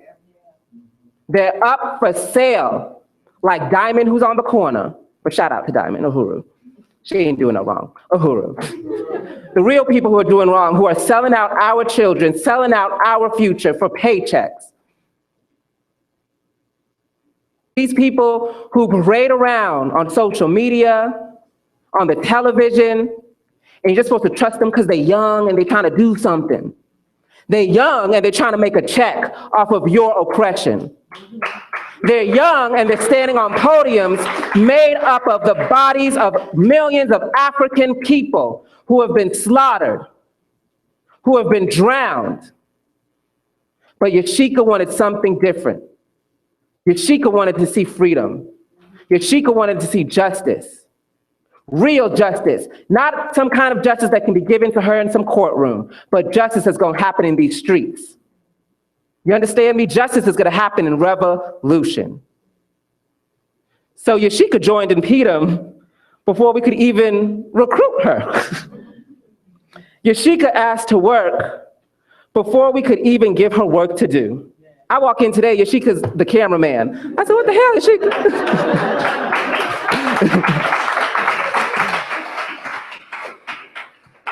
Yashika asked to come to the Cadre Intensive before we could even invite her. She said she wants to come to the Cadre Intensive. She changed her hours at work, right? She didn't stop and say, you know, I do have 5 kids and I don't know what this is gonna mean financially, but she knows what she has to do for her kids, and that means that she has to become Cadre, so she cut her hours. So, I don't know what kind of battle you're having with individualism. But if Yashika can put her individual to the side and say, know what? I'm not just gonna fight for my daughter. I'm just not gonna fight for her 2 friends. I'm gonna fight for 1.5 billion African people. And if you're saying that you can't do it, if you're saying that you're having struggles, making salutes or showing respect to the party, but Yashika said she can do it, you really have to look yourself in the mirror and say, what the hell am I really fighting for? An individual? Because as an individual, they can take you out and they will take you out. Only through the party, only through organization. There ain't no such thing as a revolutionary who was an individual, because that African didn't make it that far. You understand me? We can only make it united as a strong African liberated front. And the things that make you uncomfortable, the things that make you feel less special and say, well, I'm not going to do this for this person or that person because, you know, they're just a human being. Well, this human being, that human being, Chairman Omali Yeshitela, fought on the front line.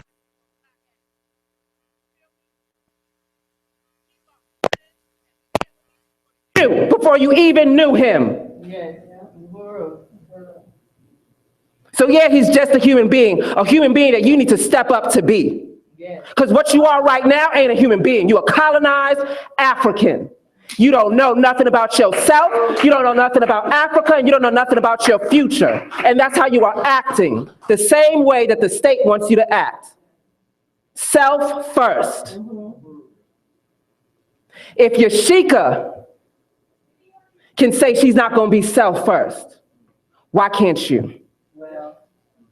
She in a pain that you ain't never going to feel. But she can say, she can come out of her pain and say, I want to be Cadre for all African people. Yes. What pain you going through that you can't come out of that? Yes. You saying you can't sell a spear. Yashika sold spears. Yashika's knocked on hundreds of doors to tell them the story of her daughter and said, we need to fight for all African people. This is not just about my baby, it's about all of our babies. But you can't sell a spear? You can't knock on a door? And she was damn near willing to do it by herself. So I don't know what struggles you're going through, child, but you got to get over that. Uhuru. So before I introduce Yashika, I just want to lay out a lot of the wins that we have done, the International People's Democratic Accrual Movement local branch, with the leadership of Columbi President Herdosha Bentham, Uhuru. The leadership of Chimurenga Waller, Uhuru. The leadership of Gaida Kambon, Uhuru. The leadership of Chairman Omali Yeshitela. We had a successful mass protest at the courthouse. We passed out over 10,000 leaflets in Southside St. Pete to spread the truth about what happened that night. Uhuru. Yashika was out with us with those 10,000 in the heat and in the rain. All right? We talked to everybody. We talked to the poor working class. We went to the projects. And we let them know we are under siege and we are fighting back. 10,000 leaflets we got out there. Uhuru. We shut down the sheriff's phone lines. Uhuru. We even popped up at a fundraiser they were having that Sheriff Bob Gaultier was the prized guest of honor, but we made sure that they knew he was nothing but a murderer and a liar and a pig. We met him at the front doors when he went in his face, letting him know that the African community is after him, that he cannot slander African people and African mothers and the African poor working class.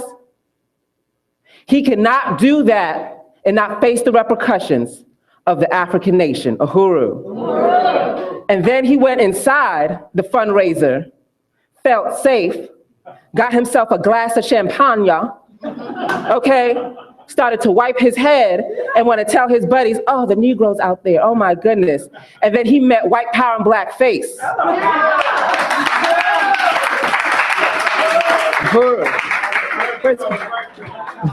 Can y'all get up? White power and black face who went in there? Can y'all get up, Penny Hess? Oh, black power and white face. I'm sorry, there's so much, yes, black power and white face. There's so much white power and black face, Obama, that, you know, I mixed up the terms.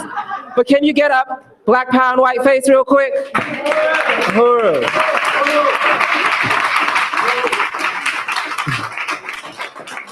And stay up. So he went in there, got his glass of champagne, felt a little safe, and was like, oh, the Negroes out there crazy.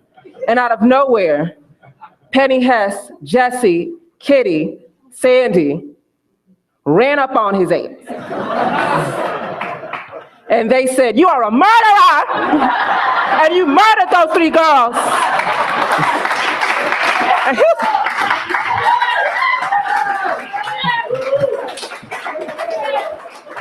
dropped his glass of champagne, y'all.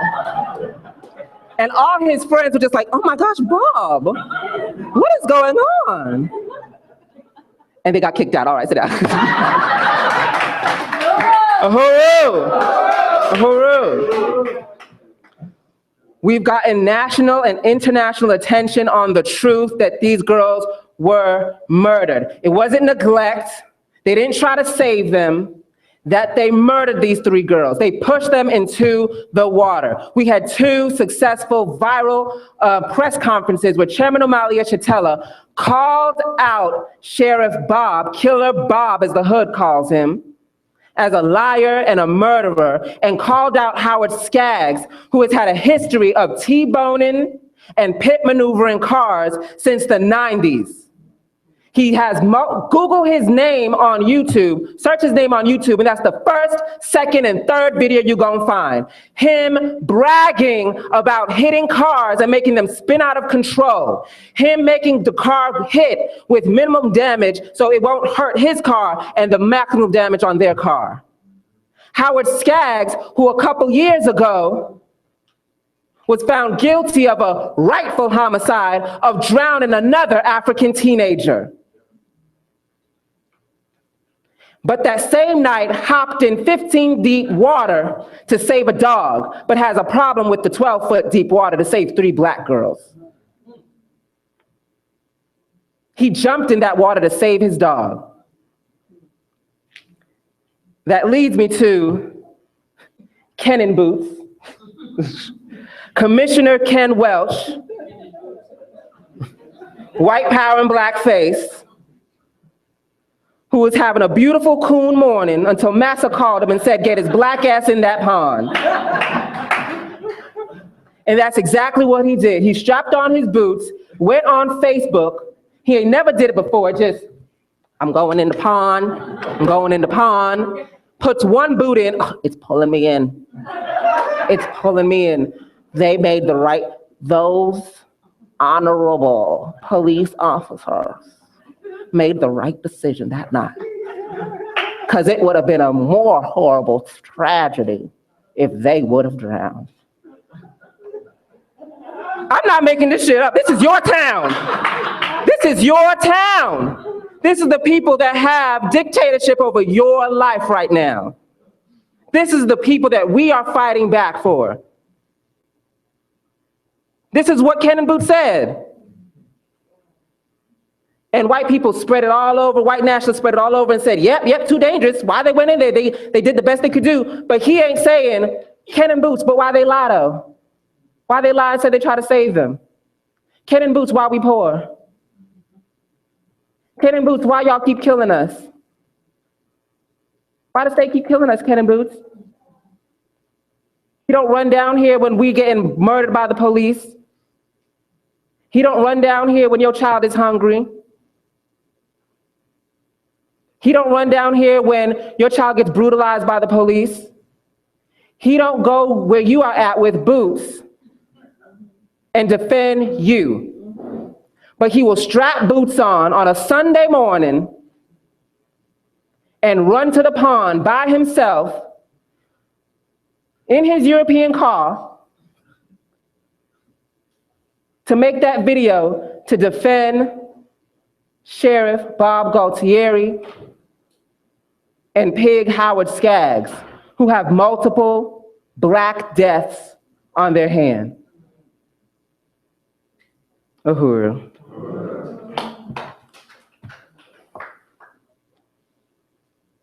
So like I said before, Yashika not only fights for her daughter, not just her daughter's two friends that she housed, clothed, and fed, but she fights for all her African people. She is the blueprint of what it means to be an African mother fighting for her child. She is the blueprint. If you see anything else out there that ain't aligning with this, it's done sold you out. Yes.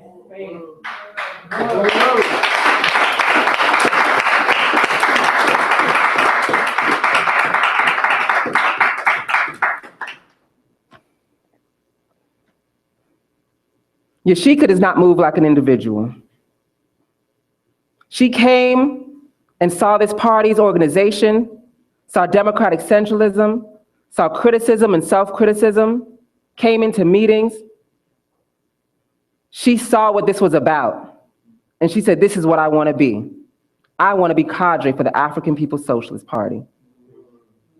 Because this is what's going to set us all free. She moved out of her pain to fight for each and every one of us. And like I said before, if she can overcome that individualism, why the hell can't you? Uhuru, Yashika Clemens, Uhuru! Uhuru! Israelite! E-Africa! One nation! One Africa! Uhuru!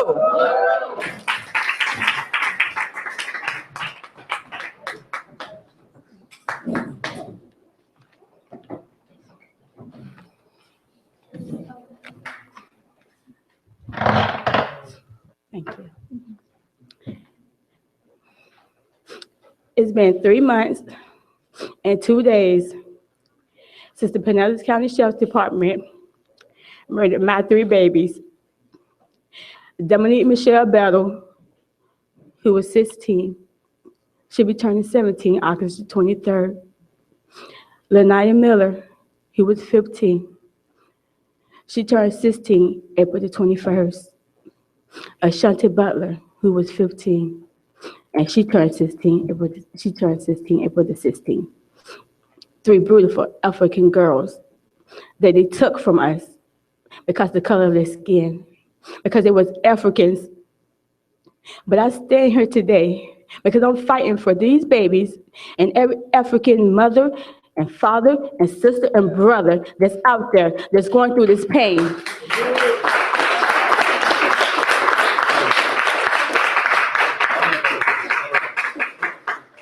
I'm standing here, and I'm standing tall, and I'm letting Bob Gallatero and his officers and his sheriffs know.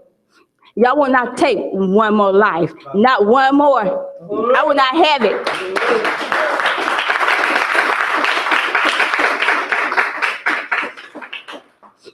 I'm out here for justice, and I'm not a sellout. You can keep your money, because I don't want it. I want justice. I want y'all asses out of office. I want y'all to resign. I want black community control of the police, and I want it now. I'm not waiting no more. My fight is real, because they stole from me. Like they've been stealing from us for years and centuries and decades. They've been raping us and beating us and chaining us. And they think it was right and they think it was funny. Well, no more. I'm one African who's willing to fight. Yes.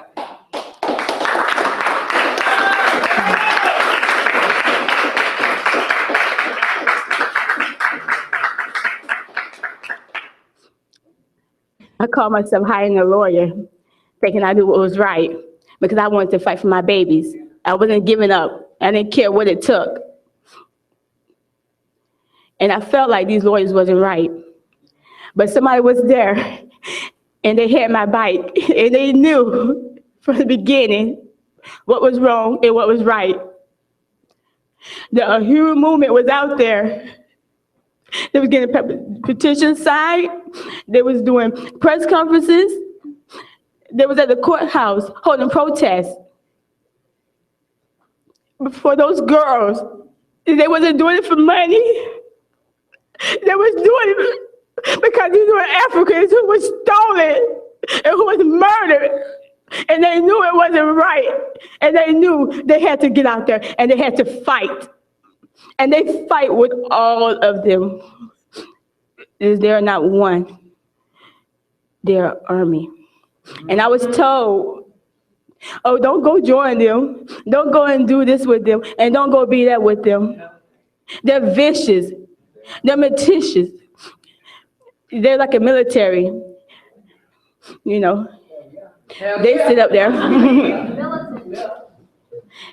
and they start wars and they turn over cars and they set things on fire. Well, you know what? If that's what they do, that's what the hell I need.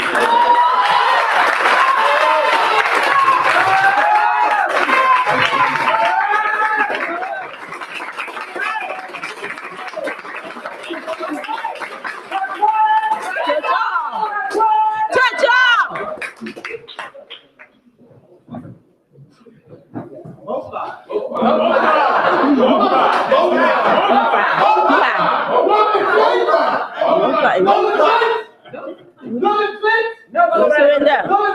No surrender. So I stand tall and I stand proud. And I want to be in each and every organization that is to be in this human movement. I want to be Cadre. I want to be InPDUM. I want to be with you and you and you and you. And I don't care what it takes. Hard work and dedication. But that's what I'm willing to do. And if it takes me leaving a white people job, that's what I do. Because my children come first. And my African family is come second. And that's who I'm fighting for. To free these babies and the brothers and sisters out here. They got a man in these prisons, holding them there for years and years and years. But then they want to say, if it was a male in that house, this wouldn't happen or that wouldn't happen. Well, let them out then. I can tell you that.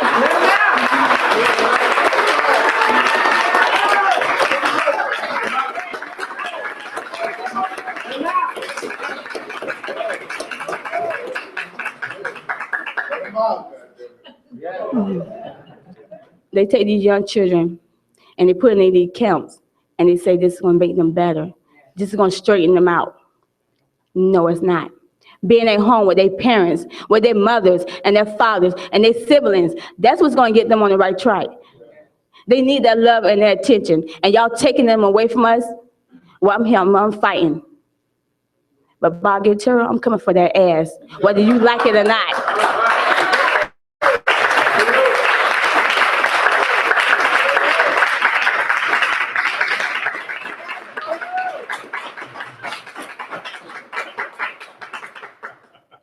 Y'all murdered those babies in the dark.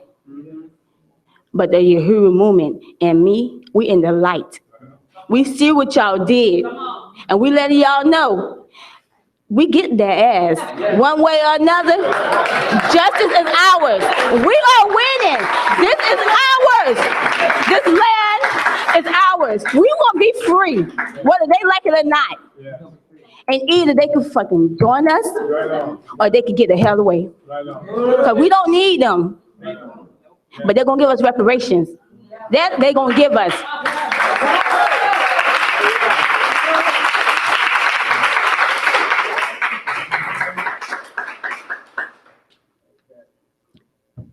My daughter got into some trouble. Well, who doesn't at the age of 16 and 14 and 15?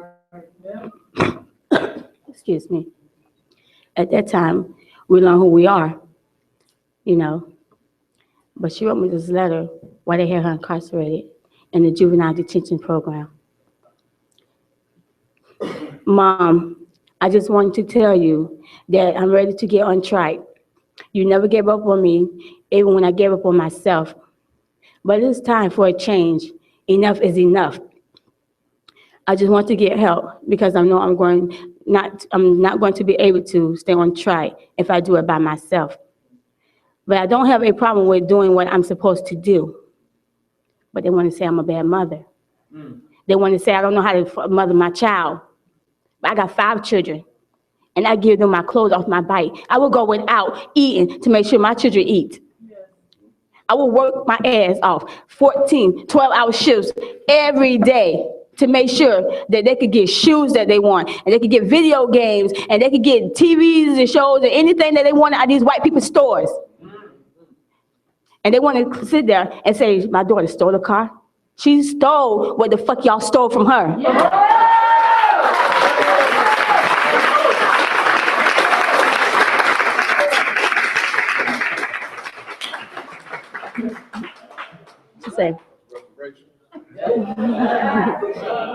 She said, I just get influenced easily.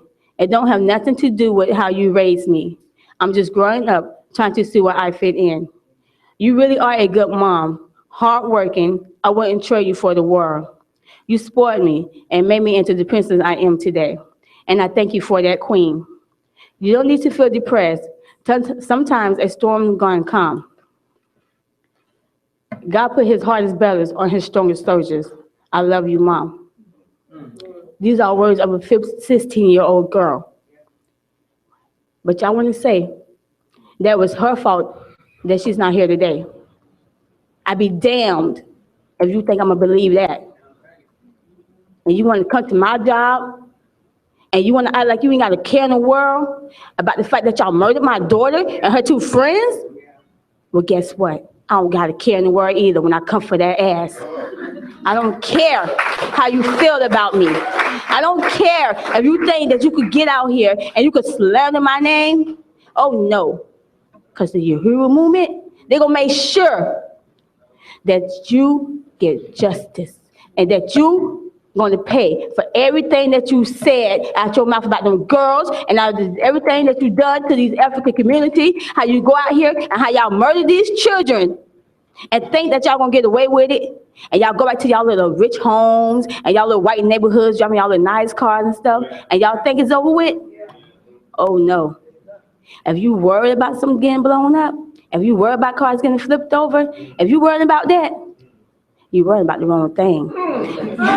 You better be worried about this Uhuru movement and the problems and the pain that they finna bring to you. That's what you better be worried about. Because I have a force behind me. that was there before I knew they was there, helping me. And I'm gonna stand here with them. Even when this is all done and gone, I'm gonna still be here because all of us has got to be freed. And we gotta do it together. We have to unite together. We can't be out there talking down on each other. I don't care if you see an African out there with no shoes on their feet. If you can't give them the shoes off your feet, you don't sit there and talk about them. You ask them, where you staying at, where you living at. I don't care if you just go to the store and buy a $1 pair of sandals. Do something to help each other out. Stand strong with each other and unite with each other. So when we out here getting reparations from these white peoples, they're gonna be out there with us, fighting with us. And that's what it's gonna take to get our freedom. We need each and every African to stand united. So I say this once, and I'm gonna continue to say it. Touch one, touch all. Touch one, touch all. A hero, a hero.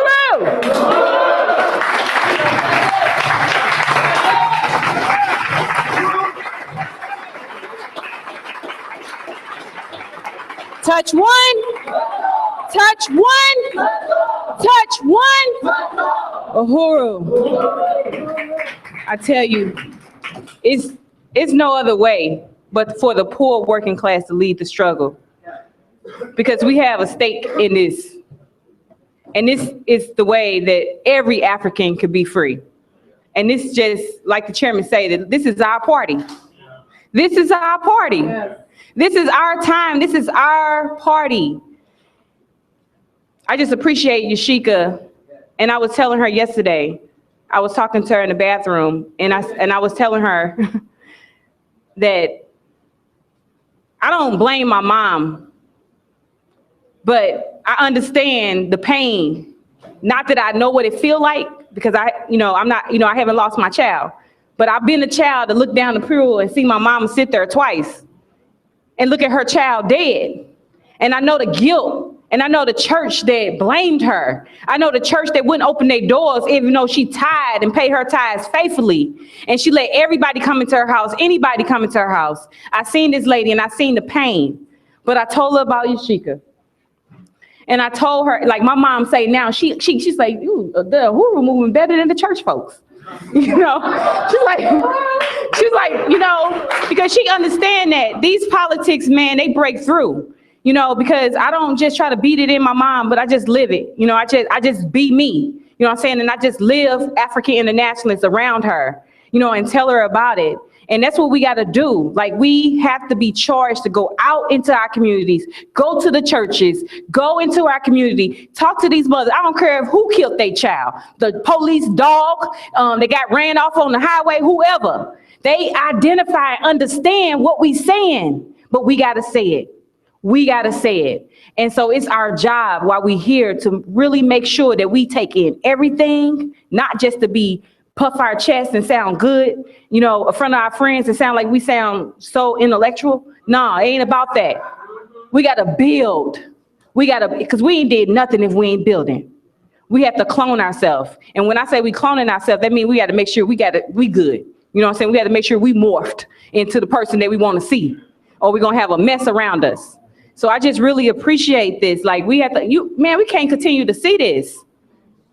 I told Yashika, I looked her in her eyes and I meant every minute, I meant every word of it. I want revenge. And I ain't gonna stop until I taste it.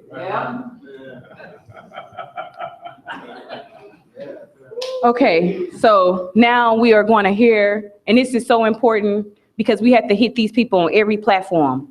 Because some people we gonna get here, some people we gonna meet in the community, and some people we gonna meet on the airwaves. So Black Power Radio is important, and so Daysoon is gonna come and lay out Black Power Radio. Uhuru.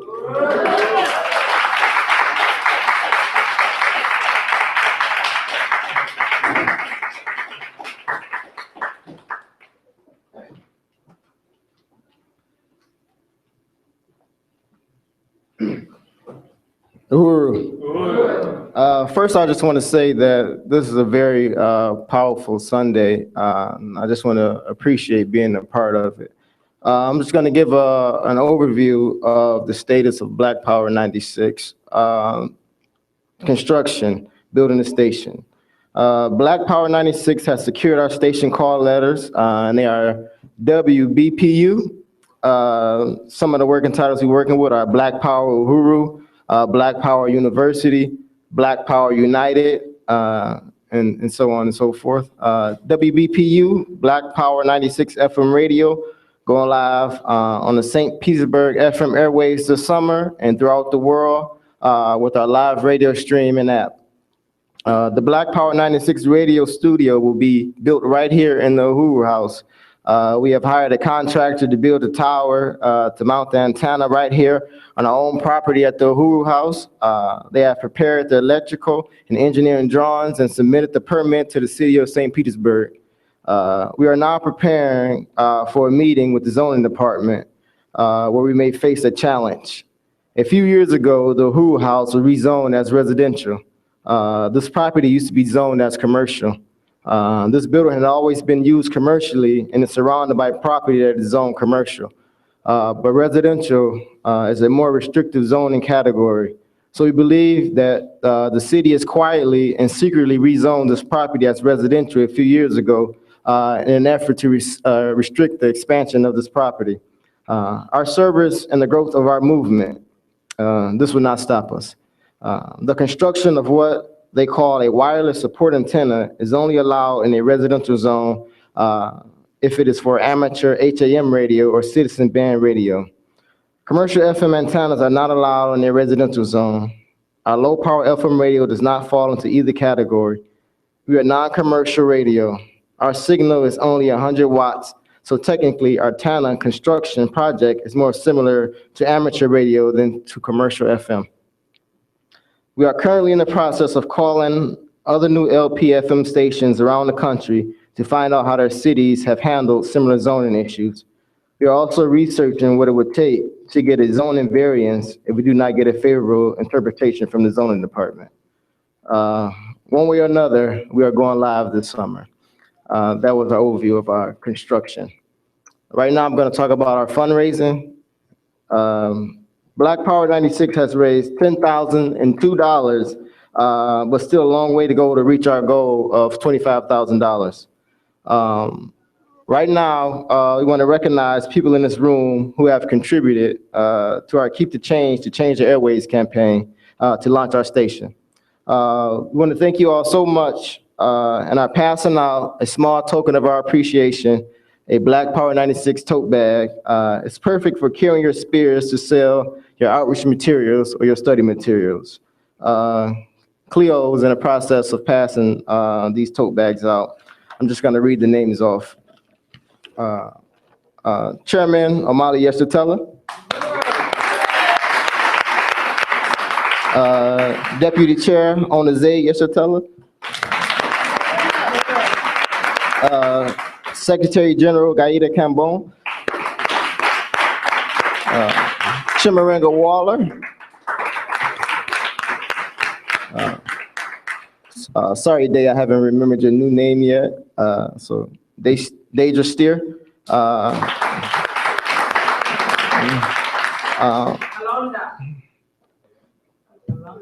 Kalonda, Uhuru.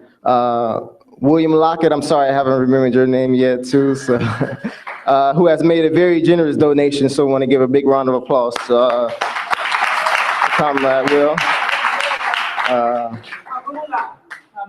Kabula, all right. Huh? All right, and also, what's Comrade's new name? Ntumba, Natamwe,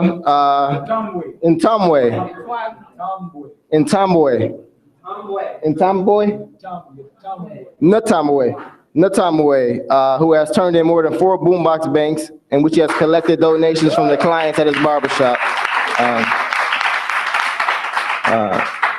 Janice Camp, okay, Kitty Riley, Lisa Watson, Maureen Wagner, Penny Hess, Sandy, Star, Jackson, Johan, and Oteka. And also Akile, she's not here. Not sure if Curtis Blakely is here. Okay. DA, Jason, Johnny X, Crown Dion, Michael Jones, Pop Lancaster, Randall Thomas, and Teach. Also, as well as many others around the country who have donated, and we've been mailing your tote bags to give you a big thank you as well. If you are saving up your $96 in your bank, we want to encourage you to send in your donation as soon as possible. We still have more to raise and is needed now to launch the station. So please turn your bank savings and any other donations to the Black Power 96 table in the back. We have a very special Black Power donor who is matching the funds raised through our launch fundraising drive, so every dollar you contribute is doubled. We have Black Power 96 t-shirts on special during the Cadre School for $15. Get yours to wear during the outreach. And for those who cannot donate $96 yet, you can purchase a tote bag for a special Cadre Development School price of $7. Finally, we have determined to offer an award of one free shirt for each member of the Cadre Development School collective household that turns in the most money in their boombox bank by July 24th on the last Sunday rally of the school, providing that this household has turned in a minimum of $96 for Black Power 96 WBPU FM. And I myself am the program director, so I talked to some people individually. Right now in our music library, we have over 1,000 songs, but we're trying to keep that library growing, especially if we have some non-degrading hip-hop, popular type music. So I'm encouraging everybody to get with me if you know any music or if you have any music in your possession. I can take it and put it on a jump drive and be able to add it to our music library. We're also in the process always of building our team. So if anybody here is interested in getting involved with Black Power 96, please see myself or someone back at the Black Power 96 table. Or if you know anybody that's interested in getting being a part of Black Power 96, let me know. So, uhuru.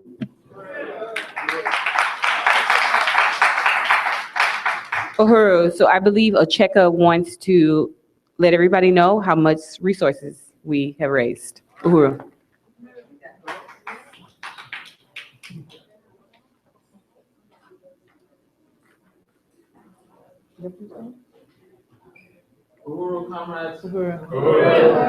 So I'm excited to say that we were successful in raising a bit over our goal, which was 250.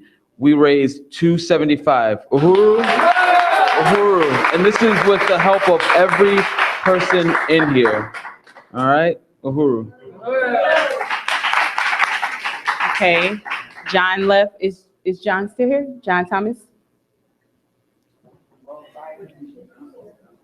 Okay, so I'll just come back to John. Well, okay, so it's question and answer right now. So if it was anything, that you had a question about, a part of the program, anything, you can answer it right now. So it's open to everybody if you have a question. Uhuru.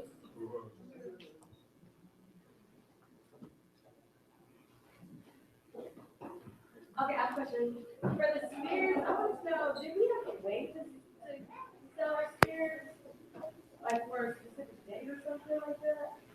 No, like the chairman was just laying out earlier, and correct me if I'm wrong, but we should have our spears in our car, in our possession at all times. So, you are free to sell your spears and sell out, buy another stack. Okay. Is that right? Okay, Uhuru. Uhuru says. I want to know what's the bourgeoisie?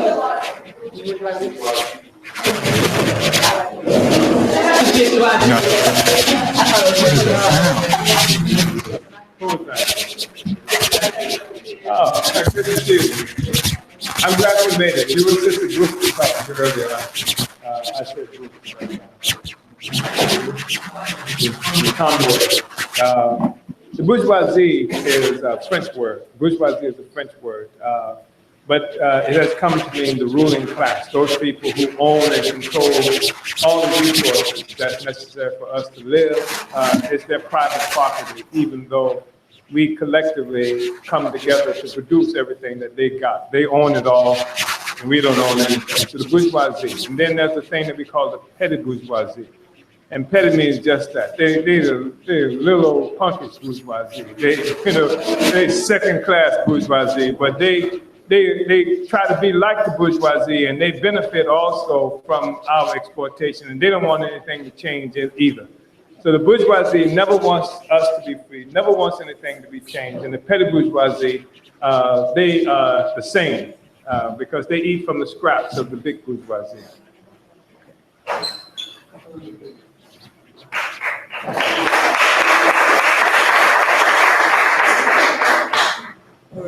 Chairman? Need chairman? Oh, chairman. Yeah.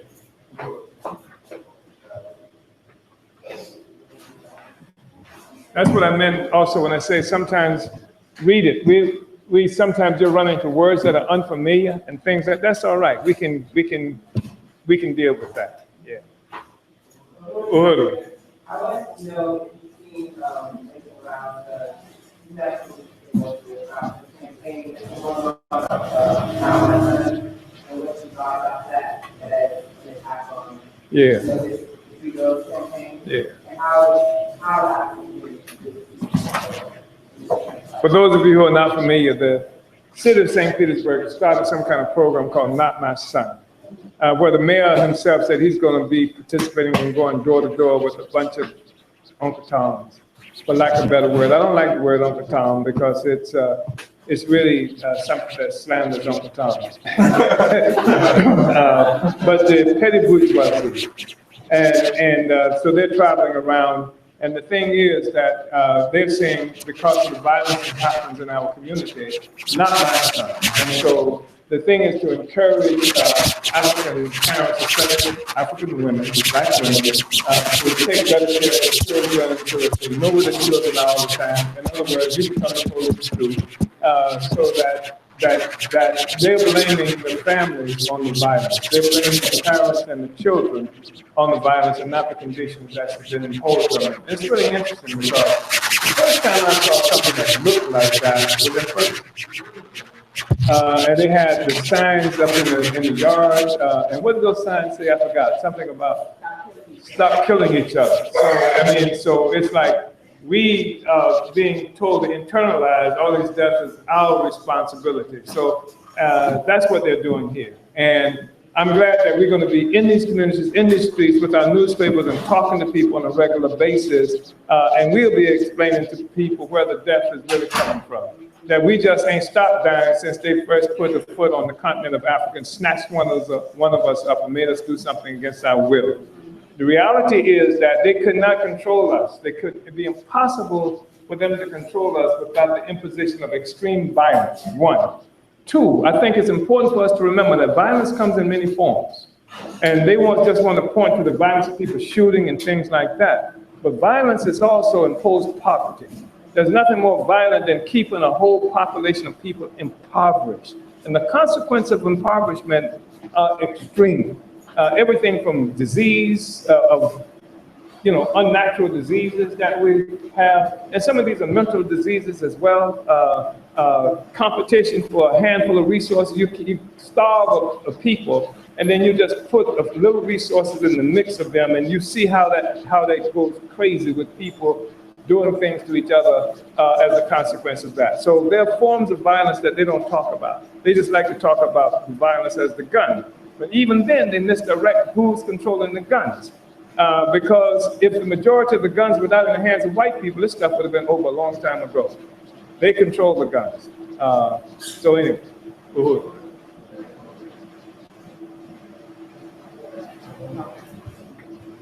Any other questions?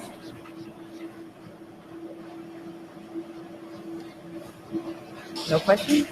Sure.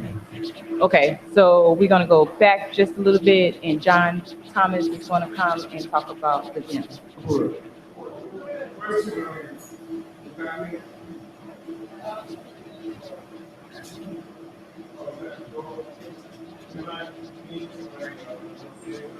What is the name? Yeah. Say it again. You got another 10. Damn, that movie couldn't have been that good.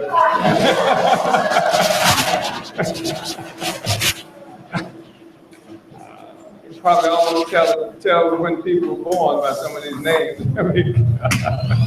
Wendy from Peter Pan. Tammy. Interesting. I was asking for Chimaringa because Sister Tammy, I'm just making a note of this, is struggling with some issues of her own, and I think is in the process of becoming homeless. I mean, there's just a lot of pressures on her. How many children you got? 3, right? Yeah. Yeah. So, and you know, obviously, we see people in our community all the time, you know, pushed into desperate situations, and it leads to desperate things that people have to do to try to survive often. And there is not enough money that we have as individuals and stuff that we can cure that. We see people reduced to horrible states of demoralization, having to beg and stuff like that, and which is a terrible thing to see Africans having to do. And none of us has enough money. I mean, if you give some money to this starving person, then there's the next starving person, and we don't have enough money to do that.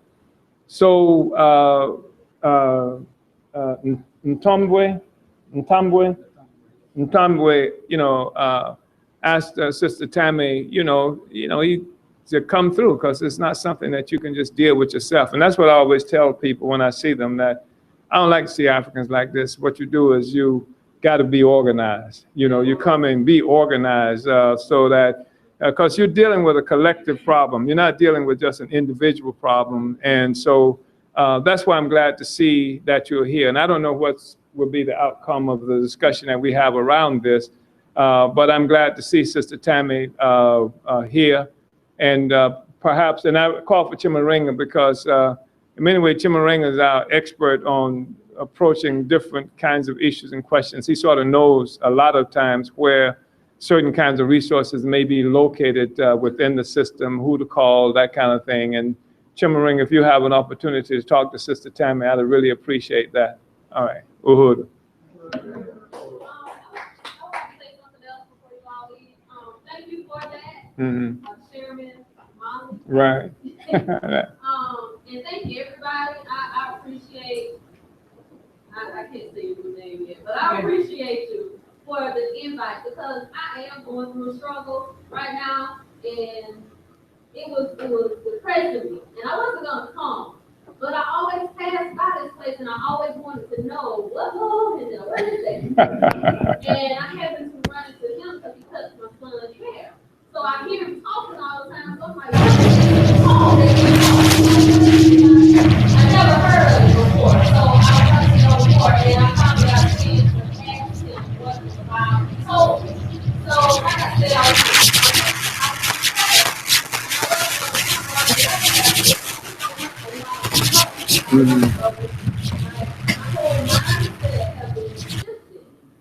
hearing what everybody had to say, like it makes sense. Right. And so, you know, I just want to appreciate you all for what you're doing, and just know that it's not going unnoticed. I mean, I'm just one that came in and enjoyed it. Just imagine how many more will come in if you just keep doing what you're doing. Because this ain't gonna be my last time.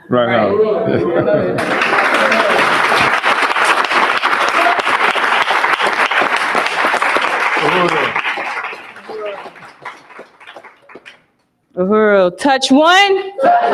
Touch one. Touch all. We don't just say that, we mean it. Okay, so now we're gonna go to John at the gym. Uhuru. Uhuru. So yeah, I appreciate everything that was said, man. It's just this is probably one of the most powerful Sundays I've been to in a long time, man. You know, it's and I appreciate your struggle too, Yashika. Definitely, man. Feel you on that. And you know, we going into war in more ways than one, right? This Cadre intensive, and you know, it's a culture of tribes in Africa to get a little war chant going before we go into war. Uhuru. Uhuru. And like Yashika said, they scared of fire, but what about the Mo fire, right? So listen, I want everybody in unison. We get ready to get this war chant going. I want to hear some feet stomping. And Shango, we know the rhythm, but I want to get y'all all acclimated to the rhythm. So we're going to start low and we're going to get high. Ready? We're going to start it off like this. I need the feet stomping. Mofa, mofa, mofa, mofa, mofa, mofa, mofa, mofa, mofa, mofa, mofa, mofa, mofa, mofa, mofa, mofa,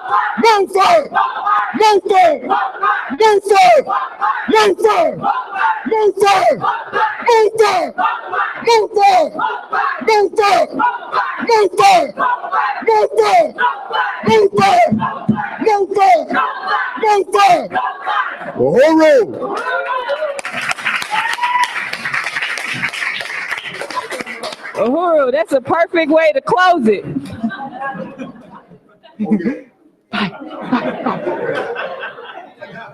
I got lost in the chant. I got lost. It's intoxicating. Yeah, 6:30 in the morning, right? The beginners at the Tyrone Lewis Community Gym, right? Intermediates at the Tyrone Lewis Community Gym. Advanced here, and body weight beginners here as well, right outside. 6:30 sharp. Uhuru? All right.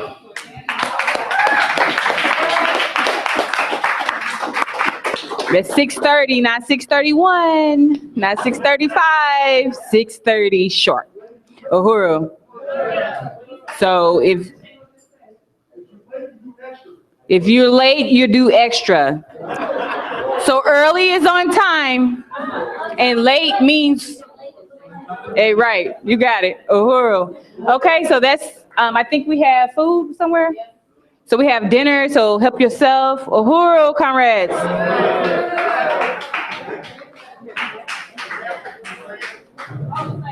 I'm sorry. Fall in. Wait a minute. Fall in over here.